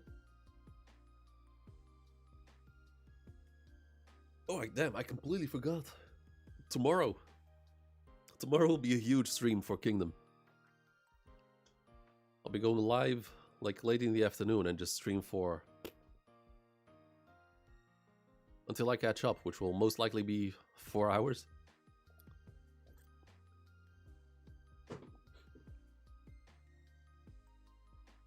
Like, reading Kingdom is so exhausting because there's so much text to read. And I try to break down as much as possible. So by the time I catch up, I'm just completely exhausted.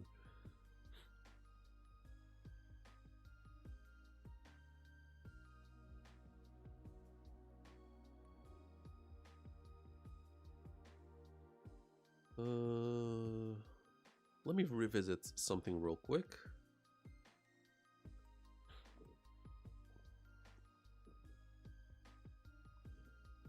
So yeah, this was very interesting. Emu being out of breath.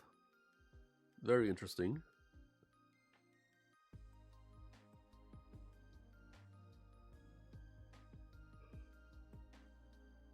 Excuse me. And again, I don't think that's because he felt Loki's hockey or anything.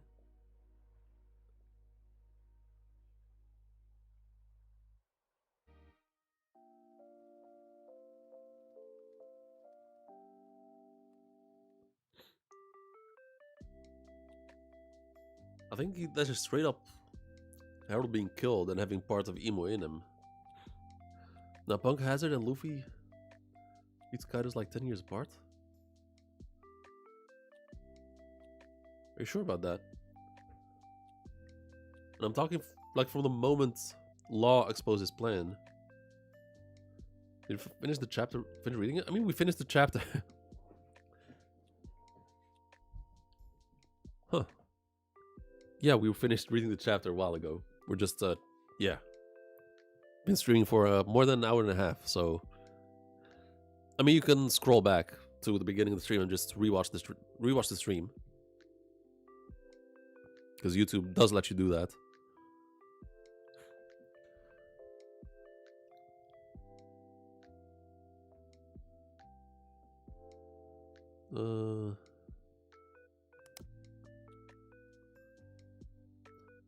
I might actually do that too. I might order some shawarma tonight.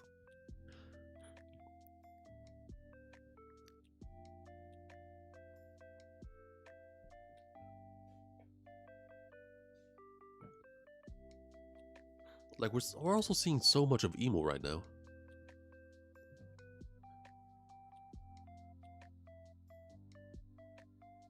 And still, nothing but eyes and a shadow.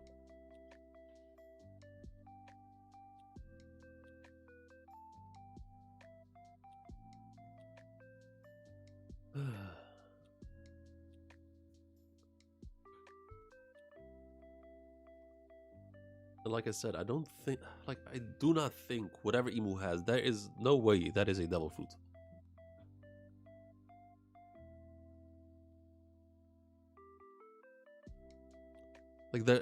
What emu's powers are too versatile. Emu can do way too much for it to be a devil fruit.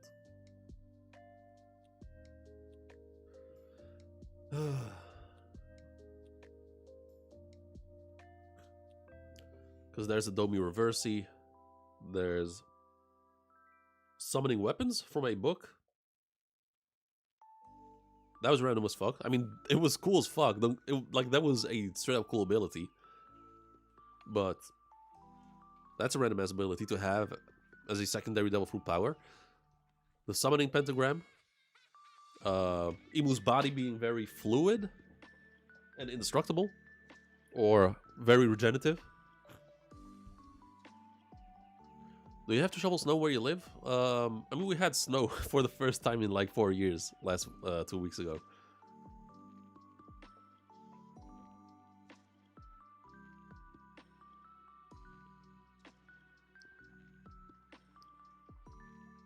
Maybe Ragnar isn't a devil fruit either? I mean, that would be wild. Because Ragnar does from what we've seen so far, Ragnar is within devil fruit restrictions. Like, Ragnar hasn't done anything so far that had me like, no, there's no shot that is a devil fruit.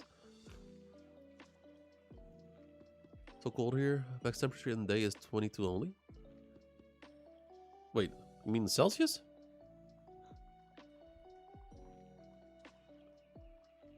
I mean, 22 is not... You mean like during the summer? Or during winter? The book might have his own devil fruit. No, Emu just straight up summoned it out of nowhere. No, I do not... Whatever Emu has, it goes way beyond devil fruits.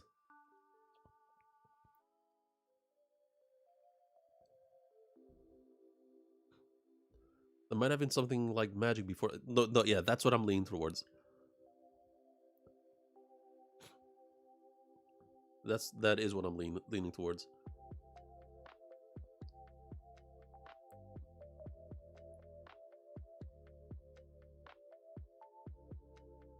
Or Emu somehow is able to eat just a fuck ton of devil fruits. It's possible. And maybe that's what's going on. Still doesn't explain the weird body that Emu has. Like the very fluid body being damn near indestructible. Not indestructible, but just immortal.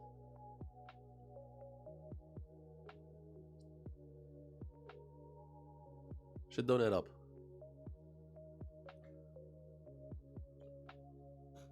So the Gorosei...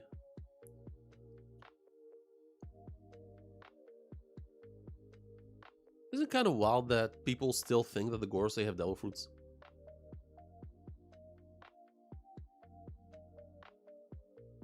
Well, we've essentially seen Emu taking Saturn's life from that far of a distance. Isn't there a theory that Emu fused with the other kings of ancient... I've never heard that theory too. Huh. I've actually never heard that theory. That would... That's not that crazy of a theory, to be honest. And that would explain why all the kings bow down to Emu.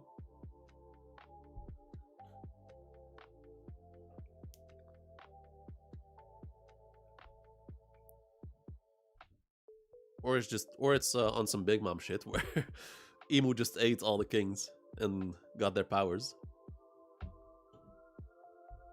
Like 19 souls, minus Lily. Yeah.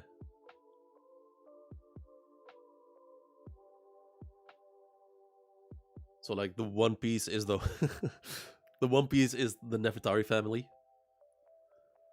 The one royal, the one monarch that Emu could not have.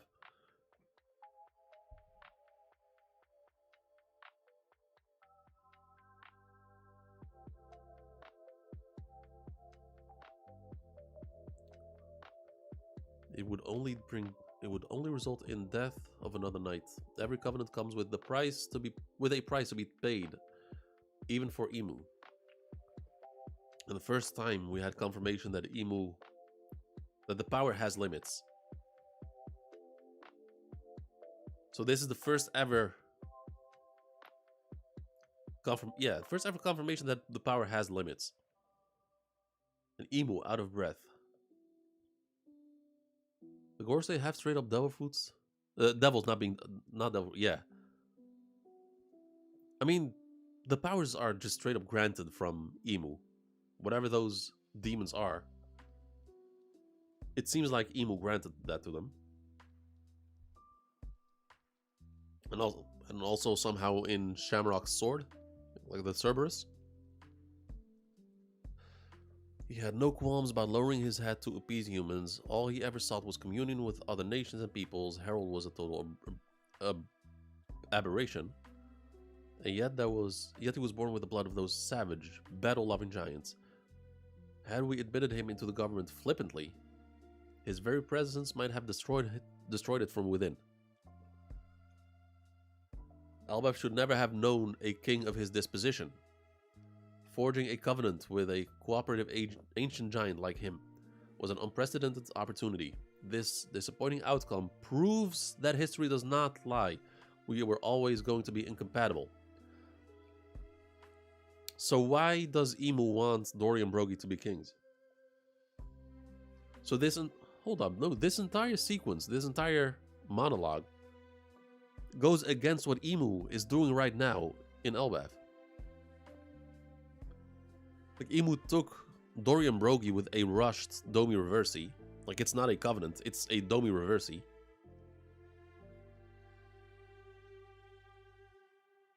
Tried to make them king, to have elbaf under its control. But like, that goes against what Emu's saying. What do you think how high is the possibility that Shanks is going to die in the story? I've always had that as a fairly high chance. And mainly because Blackbeard is going to kill him.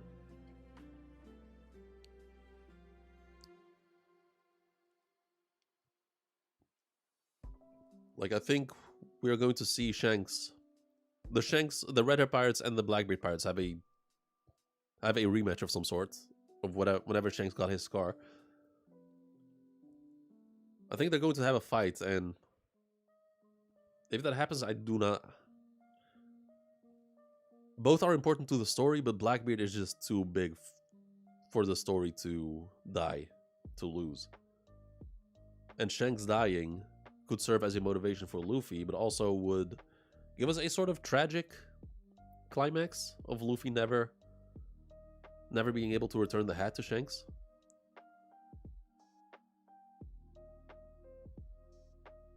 So Shanks dying it's not that crazy, I think. People saying that Oda isn't a good artist, he made a Black Blob look exhausted. That's, yeah, good point. I did mention it earlier. Like, I don't know if you were here, but I said Emu is not looking too great just off of this panel. Like, Emu straight up is not looking great great like this.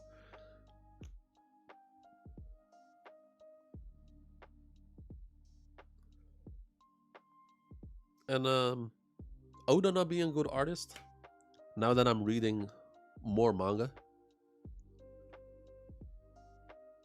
that is just cap. Oda is actually really an amazing artist. Sure, there's artists that are better than him, but in terms of fights, like right now I'm reading Tokyo Ghoul. Like, the art in Tokyo Ghoul is amazing, but I noticed the author struggles with drawing a fight and make it clear what's happening. Like, whenever there's a fight and I'm reading, I'm always trying to figure out what's happening because it doesn't speak for itself.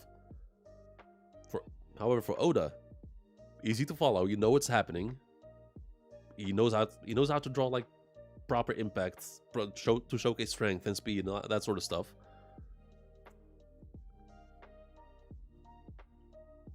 Oda's doing this shit for 30 years. Yeah, no, yeah, but like the fact that people, I'm making a point that people trash on Oda for being a shitty artist, but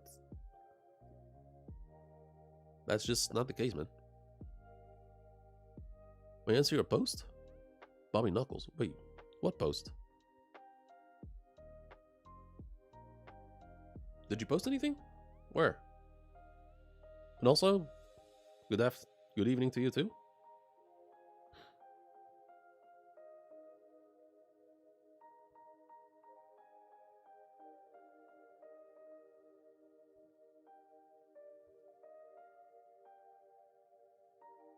I have no idea what you're talking about. I don't see any posts.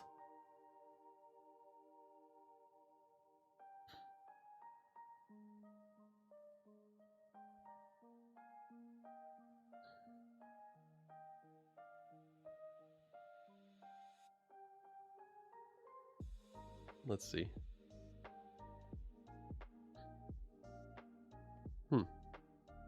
Nope. No idea what you're talking about. If you want me to answer, you're gonna have to be more specific, because I don't see shit.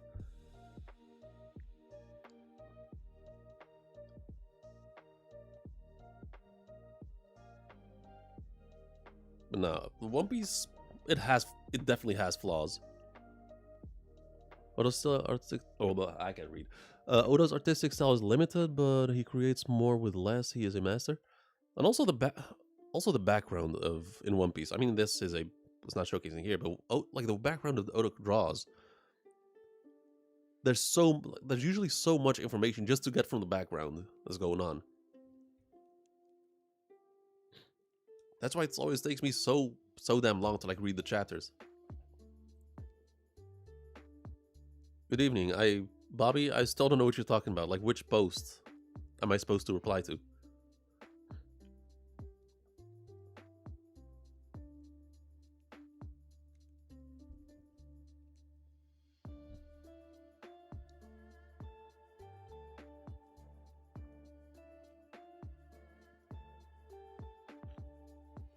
And like I said, I've read mangas with better artists, or at least artists that are given more time to like work on chapters. Let's say Kingdom. Like, Kingdom does not have a heavy magic system of some sorts, so it's just mostly people swinging like people fighting with weapons on horseback, or just one-on-one. But despite that, The action is so well drawn, and what that artist does so damn well. Like, Kingdom is the first or the only manga ever where I could feel the pressure coming out of the pages. Like, he draws pressure so damn well, because the Kingdom is a manga about war. Like, it's a historical manga. It's mostly historical accurate. So those wars between like giant armies of like 100,000 men each, and then you're like as a foot soldier seeing like the cavalry charging towards you, and while you're reading, you feel so small reading that. Oden said he's going to speedrun plot in 2026. I mean, he did say that, but there was a time when Oda said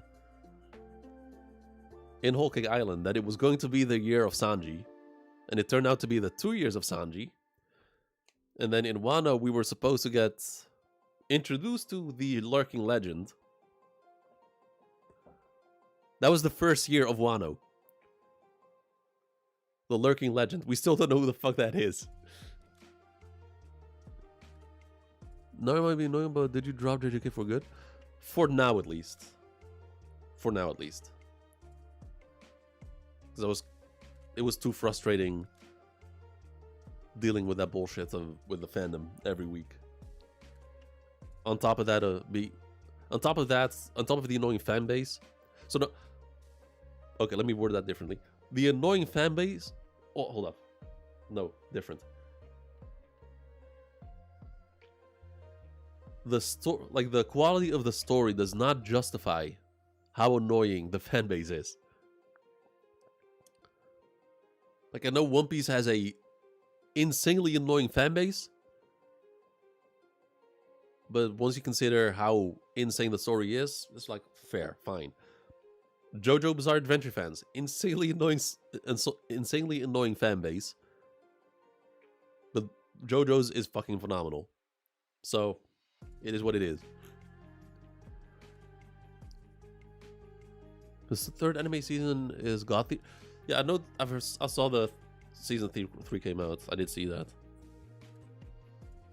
No amount of bad arts accusations can stop me from crying at the I Wanna Live panel. Yeah, I mean, the panel does not hit me as much because my first time was me watching the anime. So to me, it's Nico Robin's voice actor. I can still hear it when I think about it. Just watch the anime in private. I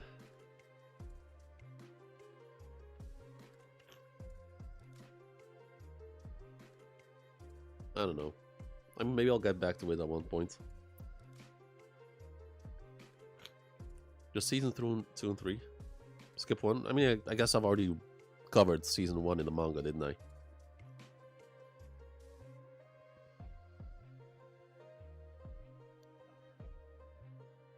But no, JJK. Yeah, I think I read like 80 chapters. And it's not a great sign if out of all the characters that I got introduced to, I only like 3 of them? Or 4. 4 of them, because the bad guy with the long hair, I forgot his name. It was pretty cool. If from all the people that I got introduced to, I only liked 4 characters, that is not... That's not gonna make it easy to enjoy. The last time I cried over panel was Ginny saying, if I'm full. Yeah, Ginny saying that almost had me cry. That felt like a gut punch, but I survived. But tell Bonnie I wish her a happy 12th birthday. That was like many people saying the anime carries the show. Yeah, but that argument does not work on me. Because I have both watched and read Demon Slayer. And let me tell you, the anime of Demon Slayer is fucking god. It is god tier. It is It is insane. The manga, however, the art of the manga is not good. The art of the manga is not good. Much worse than JJK in terms of art in the manga. But it was still so much enjoyable to read. I had such a blast reading the manga. Like, even though the drawings weren't great, like, there was so much personality oozing from the panels. It was so fun to read. So to me, the anime carrying the bad art. A story is good, whether the art is good or not. Can't say the same for animation, though.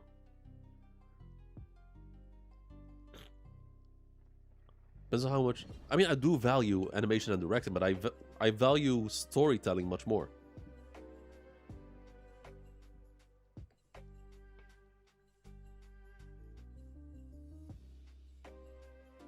Like, years ago, like in like around Corona?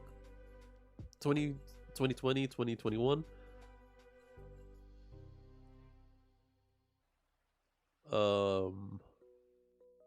That's when I started reading other manga. Not because I was just interested in other manga, but I just couldn't believe that... I couldn't believe the shit that One Piece was doing. So I started reading all the manga that all the people were like praising to no ends. So Kingdom, Berserk, Vinland Saga, Gintama. What else? Back then, even Food Wars had just come out, or had just finished, and there was a lot of hype around that, so I read that. Attack on Titan. What else? Vagabond. I read all those stories, so I could like see if there's actually a manga that's better than One Piece. And I found some absolute like some of the best of the best ever. But to me, some have come close, but to me One Piece is still on top. Watch Freerun? No, it is on my list. I know it's good. It is on my list. I will watch. I think that's better to watch because I know. Because the style like more Ghibli-esque, right? Of Freerun. So I think that would be, to me, would be more enjoyable to watch. Oh, and Violet Evergarden. That was so good. Violet Evergarden was such a if you haven't watched it, I think it's only like 12 episodes or some shit. It's a very short anime. But it's so damn good. It's like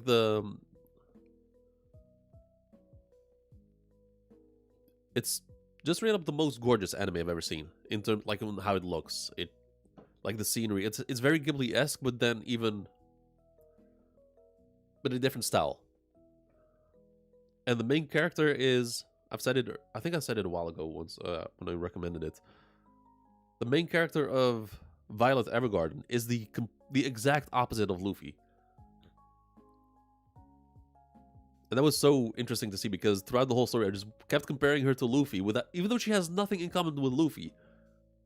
I just picked up on the fact that she is the exact opposite of Luffy. I have to watch it. It is amazing. I highly recommend it. It is so damn good. It is amazing.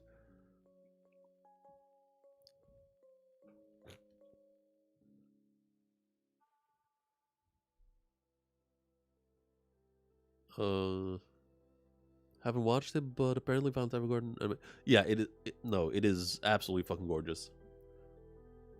Just watch it and feast your eyes. I couldn't believe my eyes when I watched it.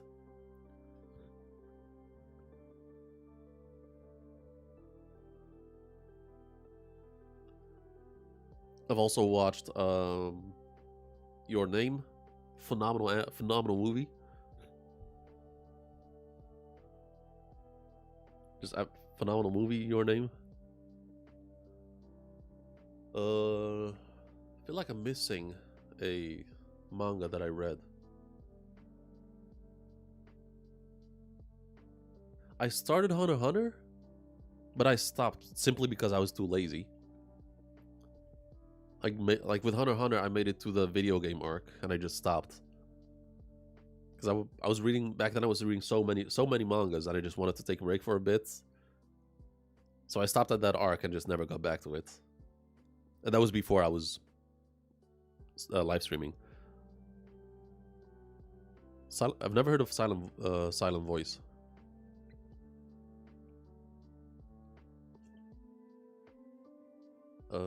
Let's see. So, from all the stories, from all the manga that I read, the one that actually came the closest to One Piece in terms of like how good it was is Berserk. And I think right now I've read enough manga to like make a tier list, to do like a manga anime tier list.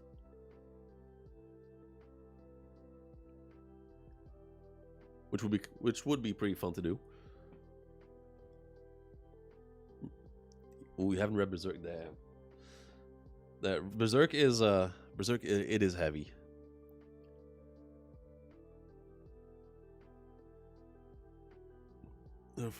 From the art channel Drawfree? Drawfee? I think I know that one. It sounds familiar. Because I did used to watch some art channels back in the day.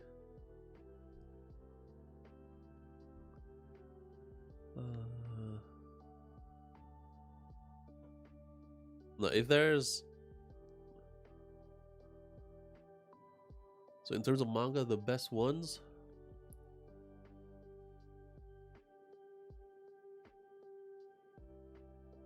Oh, Gintama was just... Gintama is by far the funniest anything I've ever seen.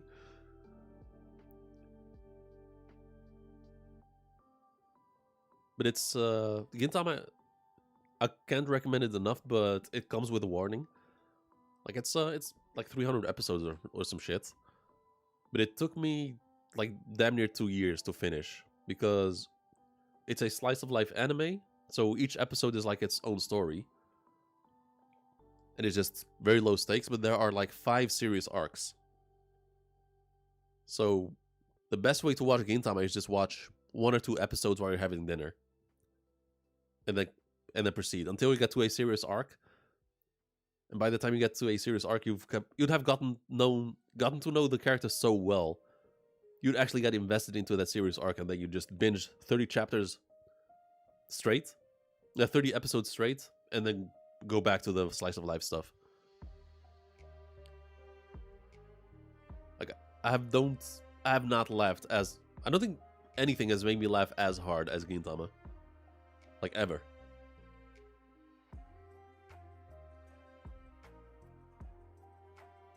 Like just straight up not being able to breathe, crying tears from laughing.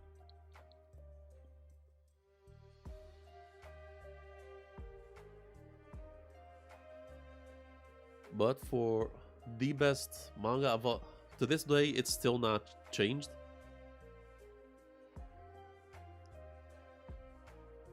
And I always make the comparison of like I have like 4 emperors in manga, and one king.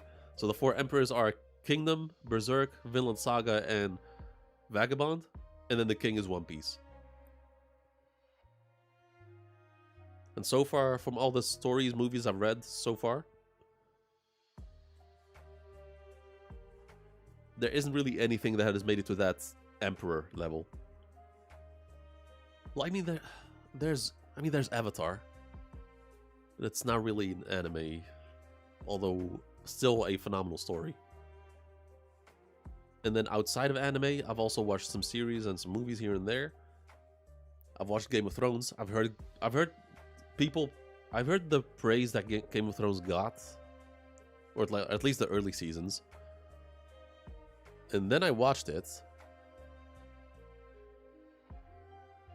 The first six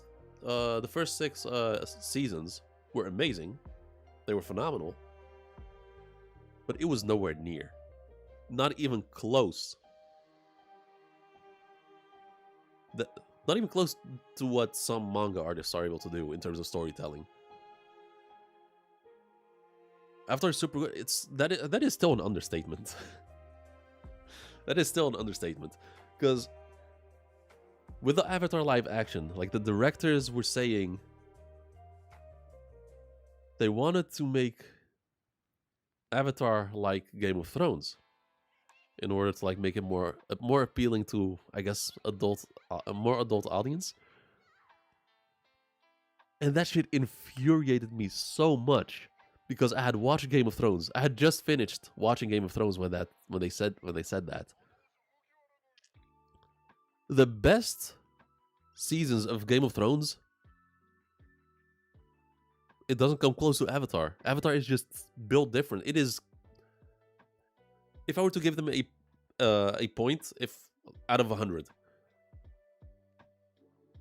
let's say One Piece is 100, I would give Avatar a 95. Game of Thrones doesn't make it past 70, 75 tops. So the fucking arrogance of those Netflix directors to make Avatar like Game of Thrones, as if Game of Thrones is better than Avatar, that arrogance fucking pissed me off. But they did do what they did, succeed in that goal. They made they did lower the Avatar live action to Game of Thrones' level, or at least even further below than Game of Thrones.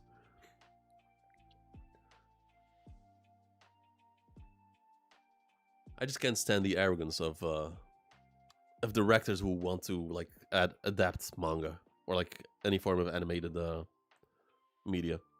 I was explaining the big three in anime by comparing them to Anti-Raikon Suicune and Dragon Ball Z.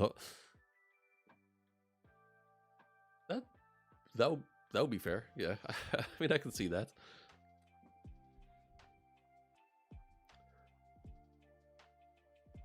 I mean, Naruto is very solid, although the Fourth Great Ninja War was not the best, to say the least. There was a lot of doo-doo in the Fourth Great Ninja War, but far from the worst. Like not even, it's nowhere near as bad as season 8 of Game of Thrones. First 5 seasons of Game of Thrones, like 8 out of 10 from me. Season. Damn. Okay, so if we even starting at season 6. I mean, I still enjoyed season 6. To me, season 7 is where it really starts to like go down. I mean, I would agree with you. Like the first 5 seasons, like an 8 out of 10, or like 80 points. That's fair. But then I compare it to like the praise that it got from everyone, like the hype that it got, like how people were praising it, which then automatically makes me compare it to the GOAT right here. Like it wishes it was that good. Like I wanted it to be that good. I really enjoyed the story. I really enjoyed Game of Thrones. I binged it for like a month straight. Every evening after work. Just binging episodes. I really enjoyed it, but it was nowhere near as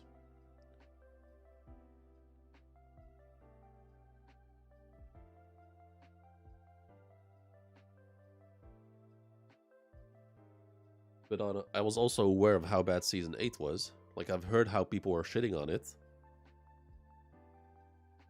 Like the amount it was being shat on. Like I was expecting some bad shit. But I was not expecting it to that level.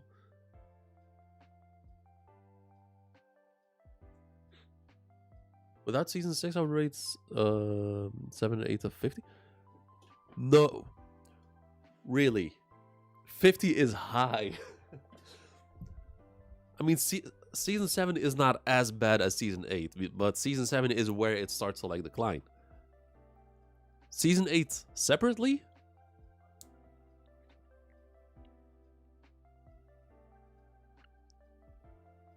like there's nothing.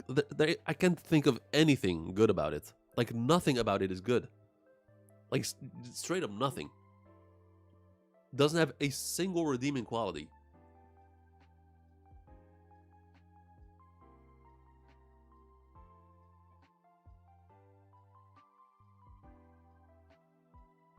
Like for example, one of the things that it doesn't like it's not even badly written. It doesn't make any sense at all. 35? That is still very high. That for the amount of steaming pile of dog shit that is season 8. 35 is very high. Do you guys remember when Jon Snow went on a expedition to the north, or like beyond the wall, to capture one of the, I forgot what they're called, I guess the walkers or whatever they're called, to capture one of them to present to the queen and prove that they're real, because they needed to to work together. So the plan was to work together because the army was arriving. So they needed to capture one of them and bring it to the capital and present it to what's his face? Joffrey's mom. Because she was queen at the time. So they go in there. They manage to capture one of them. But they get surrounded by the entire army. Cersei, yeah. So what do? Their plan is to send one of them all the way back to I think it was to King's Landing. They send one. I think that was a multiple day travel just to get to beyond the wall. So they send one person back and call for what's it? Oh my god, I can't even.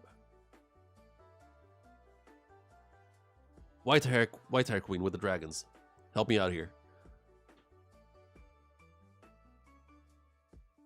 So they wrote themselves in the corner that they were surrounded by the walkers, White Walkers, whatever they're called. And the plan was to send one of them, Daenerys, yeah, to Daenerys, which was, I think, in King's Landing still? Which is a hell of a travel. And then the people beyond the wall had to just survive there, being surrounded by the army until the dragons came. That was their plan. That shit made no fucking sense. That was a god-awful plan, and just violated every logical thing out there. That would not have worked. That should not have worked. That would have been death. Any other plan would have been better. Just keep running to the wall. Keep running south. Keep running. Sacrifice people if you have to. That would have been better. It was still impressive visually. I mean, I guess that's where my argument for animation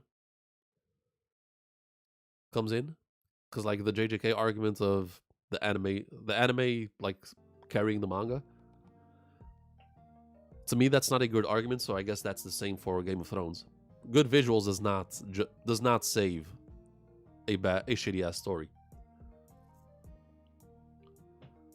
Entei, Naruto, easy to like. Raikou, Bleach more special interests. Suicune, One Piece against the Deep. Well, Dragon Ball, I'm personally into.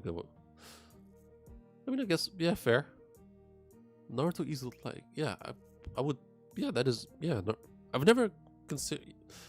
No, you're right. Naruto is actually pretty easy to like, very appealing for anyone who's getting into it, into anime in general.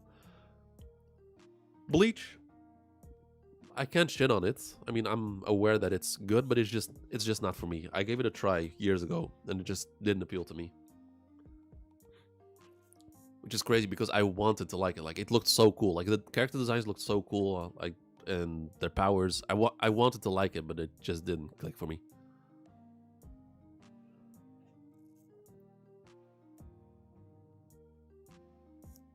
And now the only story, the only like Western media or series that's out there that I haven't watched yet, that people praise to no ends, and a lot of people have as the best thing ever, is Breaking Bad. That's the only one I want that I have to watch, like, to prove that One Piece is the GOAT.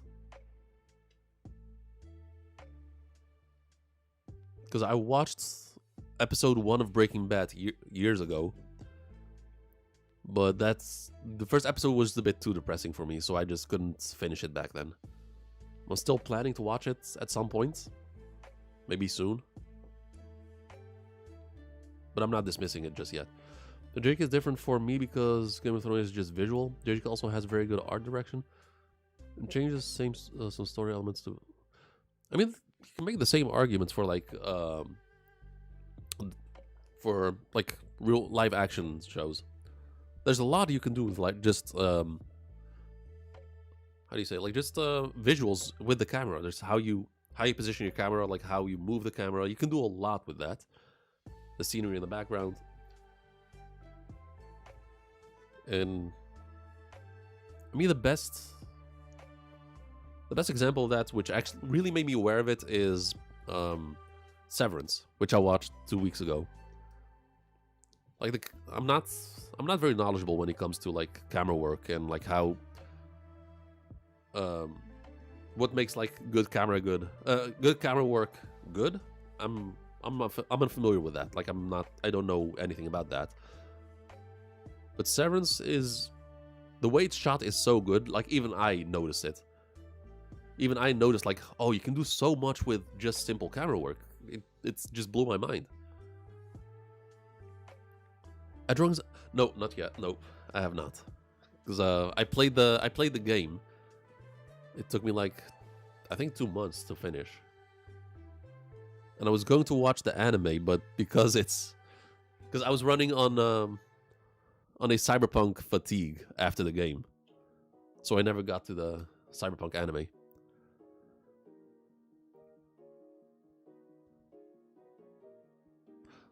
Ten episodes, huh?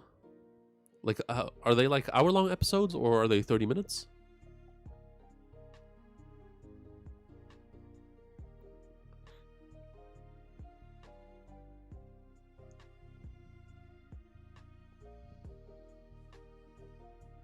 $20?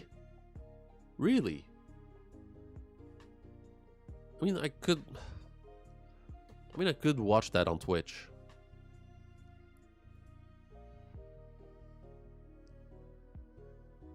I could watch that on Twitch.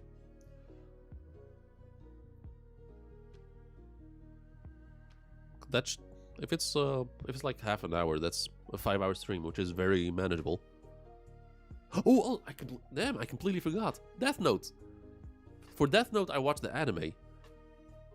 And Death Note, I would say, is the only thing I've watched that actually lived up to the hype. And even went beyond it. Like, I was aware that it was good. I was aware how people were praising it so much, and some people, rightfully so, had it as their favorite anime. But I didn't want to raise my expectations too much, but it was still lingering in the back of my head, like the amount of praise it was getting. And then I watched it, and that was just... That was just great from start to finish. Just no complaint. I have one complaint of Death Note, and that's it. And that was early on.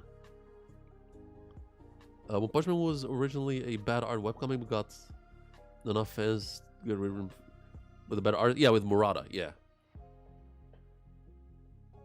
One Punch Man, I technically still read the manga, even though Murata, the artist, is on some fuck shit right now. Full Metal Alchemist? Wait, you missed... Oh, I guess you joined after. Because I did a special stream a couple months ago. Because I was looking for a new manga to read. So I read, in 2 streams, I read Full Metal Alchemist, Chainsaw Man, Gachikuta, Ichi the Witch, and Tokyo Ghoul.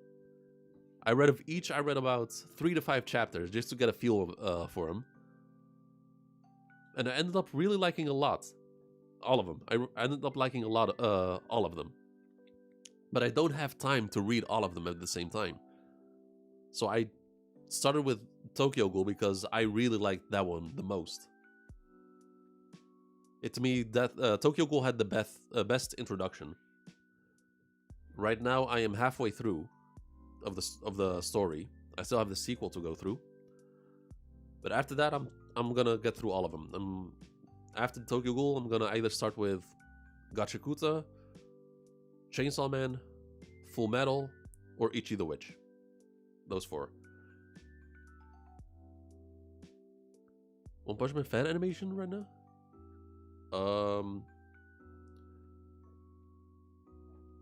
I've seen several fan animations. I'm not sure which one you're referring to. Oh, or do you mean like season 3, that it's so bad that it's a fan animation?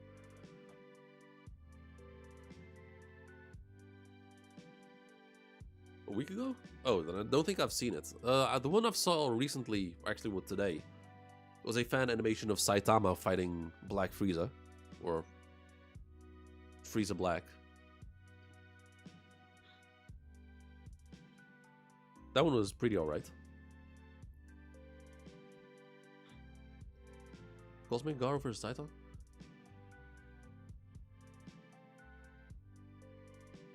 No, I don't know.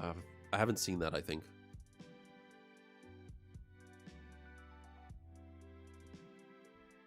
Cosmic Garo vs. Saitama should come out in season 4, right?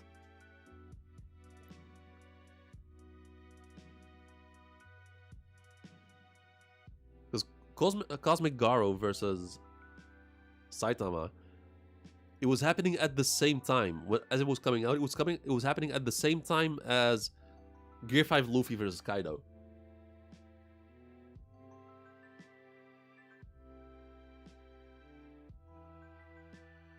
And as insane as Gear 5 versus Kaido was, as batshit fucking crazy it was, what Saitama was doing there, that was...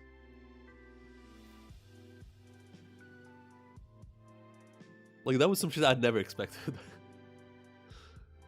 That fight was just something else. But yeah, let me see. Cosmic Garo versus Saitama. Tokyo Ghoul. Oh, people in chat have told me not to watch the anime of Tokyo Ghoul because it's apparently really bad. So I'm sticking to the manga. Okay, I'm guessing it's... wait, 40 minutes? God damn, man.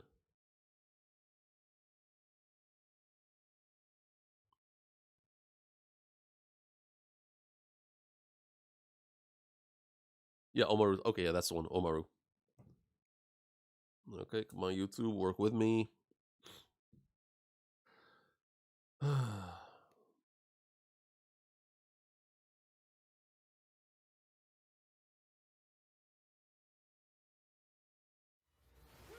Hold up. Let me just...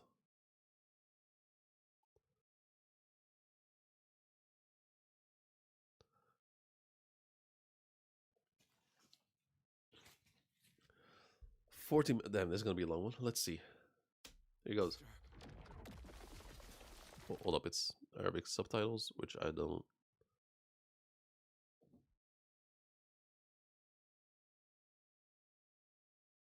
English. Alright, let's see.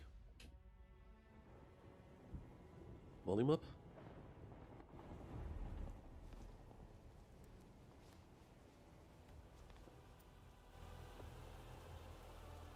What took so long? Oh? It's you from before. You shouldn't be here. Take this. Genesis' heart, or his core. Genos. You always arrive on time, even though you're just on foot. You truly are a hero. No, I tend to arrive too late. I just don't have A hero's instincts. Okay, so you can see this. Hold up. Killer move. You can see the sort of stiff kind of animation, but like the way it's drawn is really, really well. Serious punch. Serious punch. Yeah, I remember that in the manga.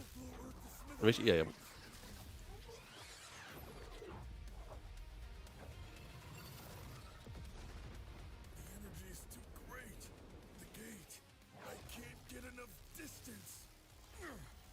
To at least find a way to deflect the destructive energy away from Earth. So I guess Earth can't be underestimated. Right. I'm surprised there's another hero besides you who can take on an awakened divinity of that scale. But who is it? You guys.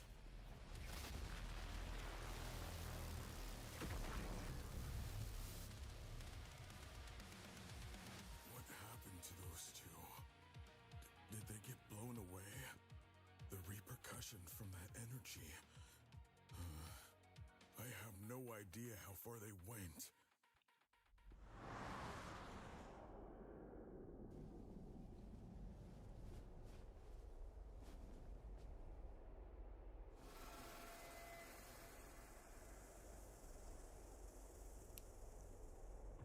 Is Cosmic Garo.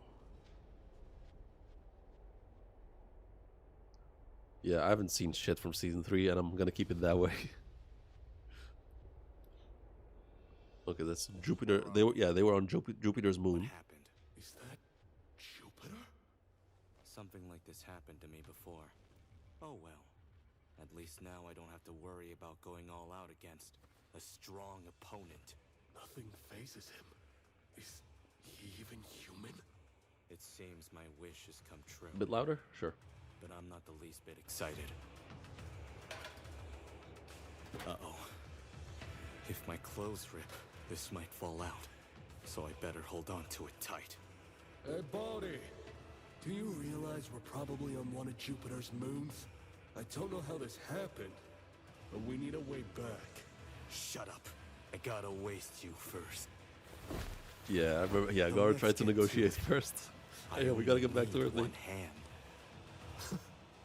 Really? See ya. Huh? Oof.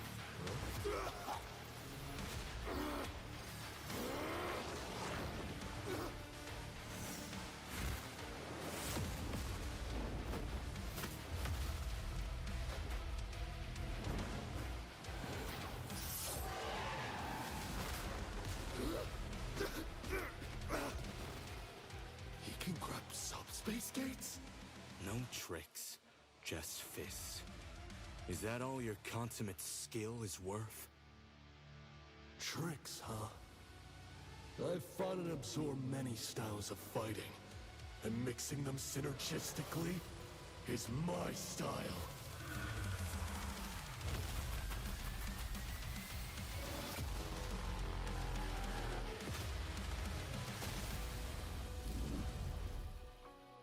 We keep rendering air! Flowing water, crushed rock, exploding I mean, Garo was doing really good against Saitama, but we know how the fight ends and what was actually going on.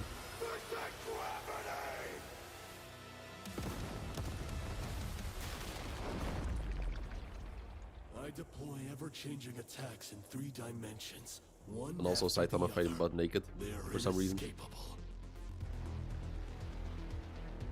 Not yet, but it's gonna happen.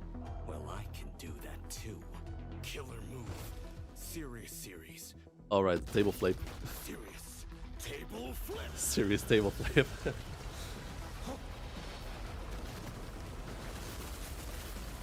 With CGI. Alright, they're gonna get zigzag through the rocks. I remember. Yep. Omnidirectional. Serious punch. Those after images?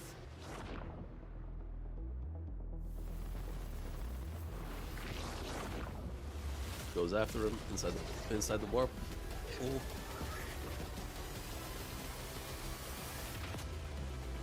Yeah.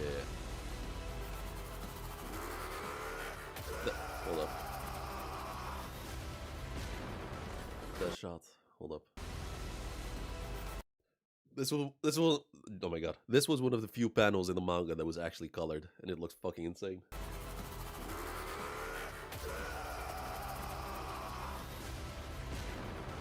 I'm down.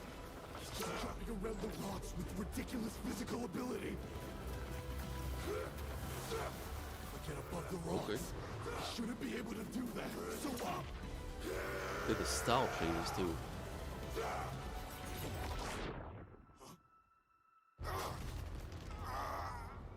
The ground! I've lost all sense of up and down. Like a bug in a cage someone's shaking.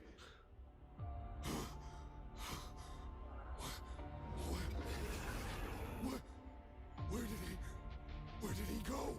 He was right.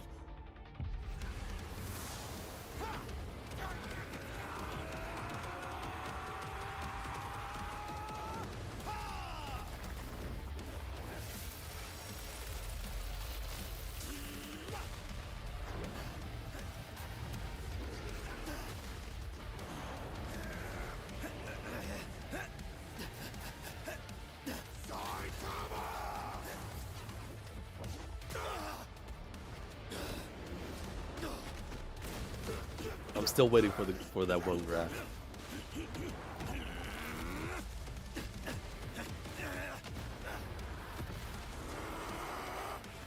Zoro is still accelerating, still powering up.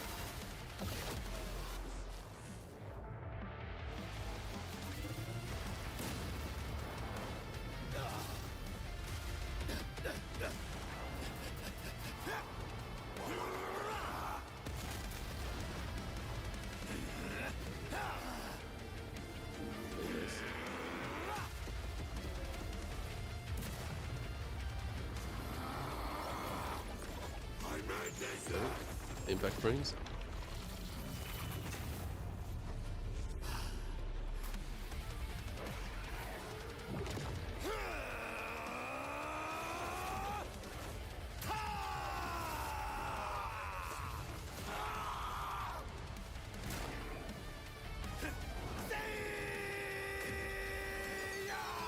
More impact frames.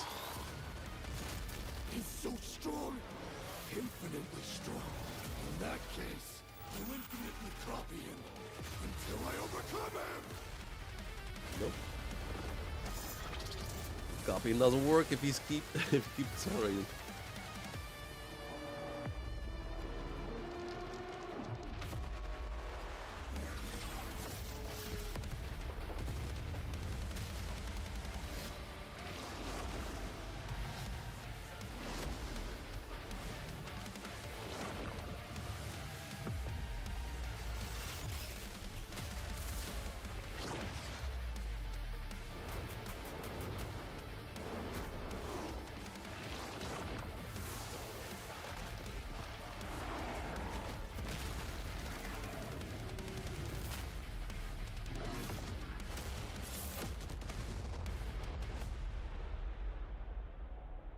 Soapy.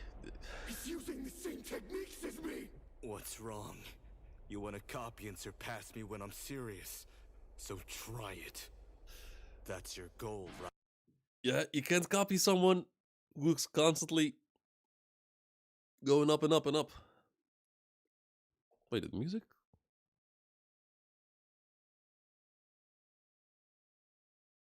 Or I guess the music just stops. Oh, copy. Ah, okay.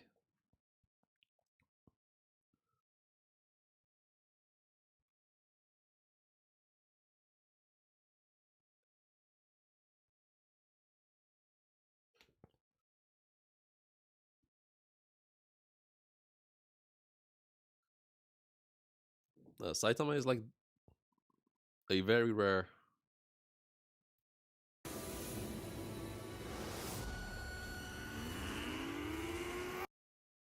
If not the only broken character who's done right.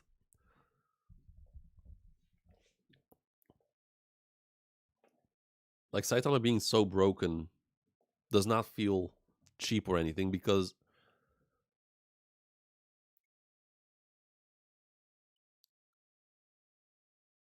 there it is. Just continue to grow.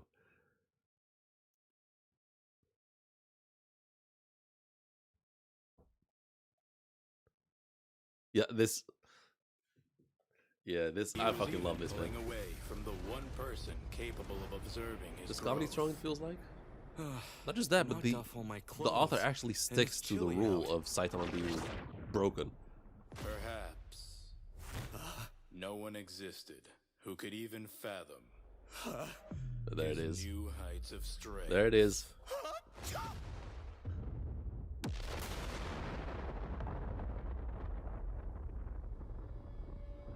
The sneeze.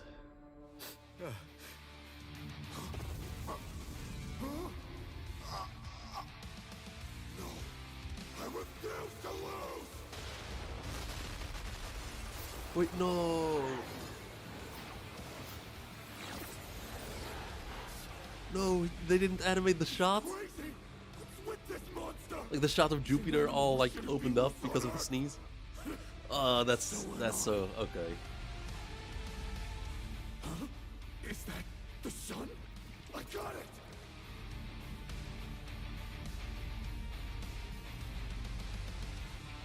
Aha! Transference is possible to anywhere within sight!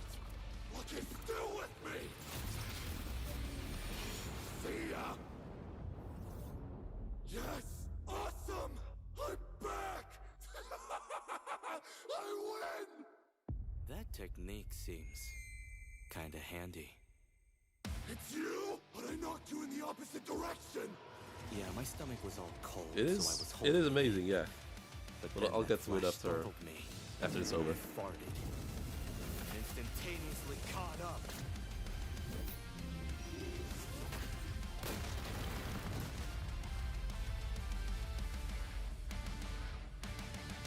In the face.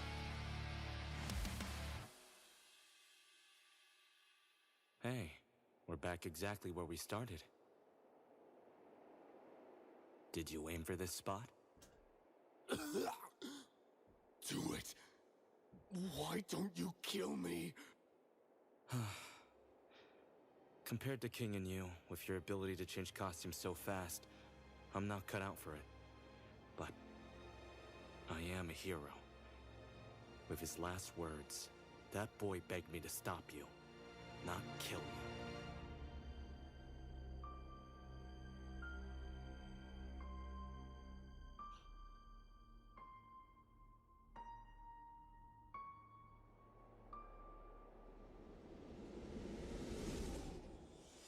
Well, that was fun.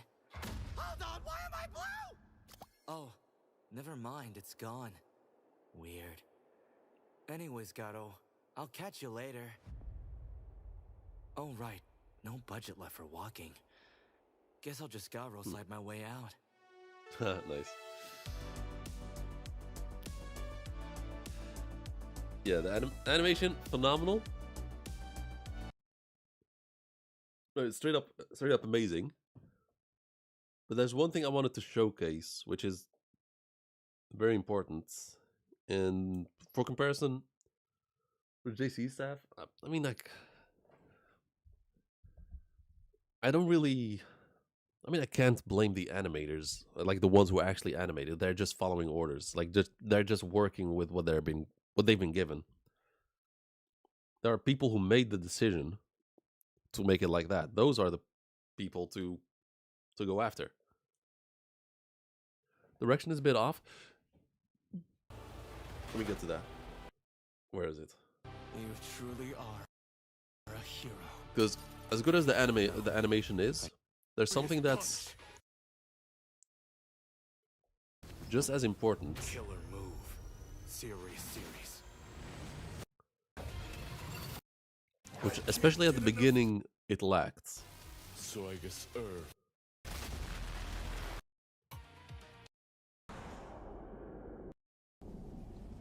Because the manga did such a great job in showcasing it. And let me show you.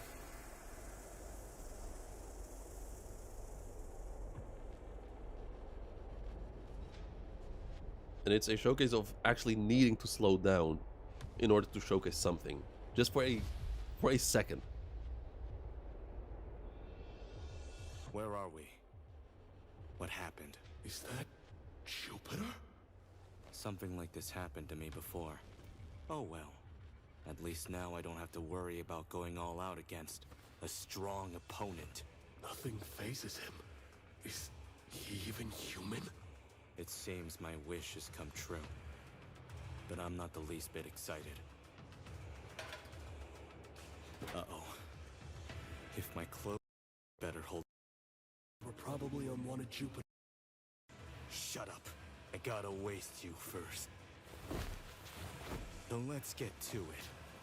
I only need one hand. Really? One. See ya. This right here. They put a lot of effort in animating that.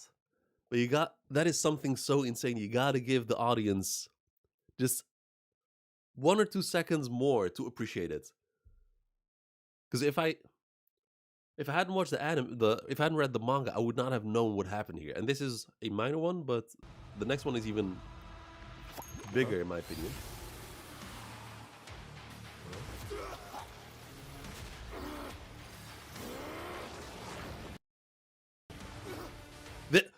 This one is even worse. Because this was fucking huge in the manga. It was so batshit insane. This. Just grabbed the warp hole and just flipped it up. This, you need to slow it down a little bit. Just let the audience process what happened here. And obviously I'm not saying like on some Toei shit. Like, look. Slowing it to Toei animation levels, but not just a little bit. Just give us a few seconds to register, to let our minds register what happened there, and then get back to the speedy fights. The flip was too, yeah, exactly. This was too huge to speed it up like that. It almost seems like it's being dismissed. So yeah, there's more. Animation is important, but timing and pacing is just as important. And to me, in One Punch Man Season 1, it just did it perfectly. It knew when to slow down, and it just knew when to speed up. Like, when Saitama fought the Deep Sea King. Like, the fast pacing of that fight, when, like, the one single punch was just absolute perfect execution. There was another fan animation of that fight from the same dudes. But they're better. But yeah.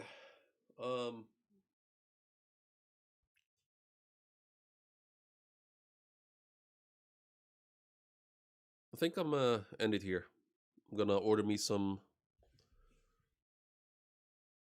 food and then go to bed.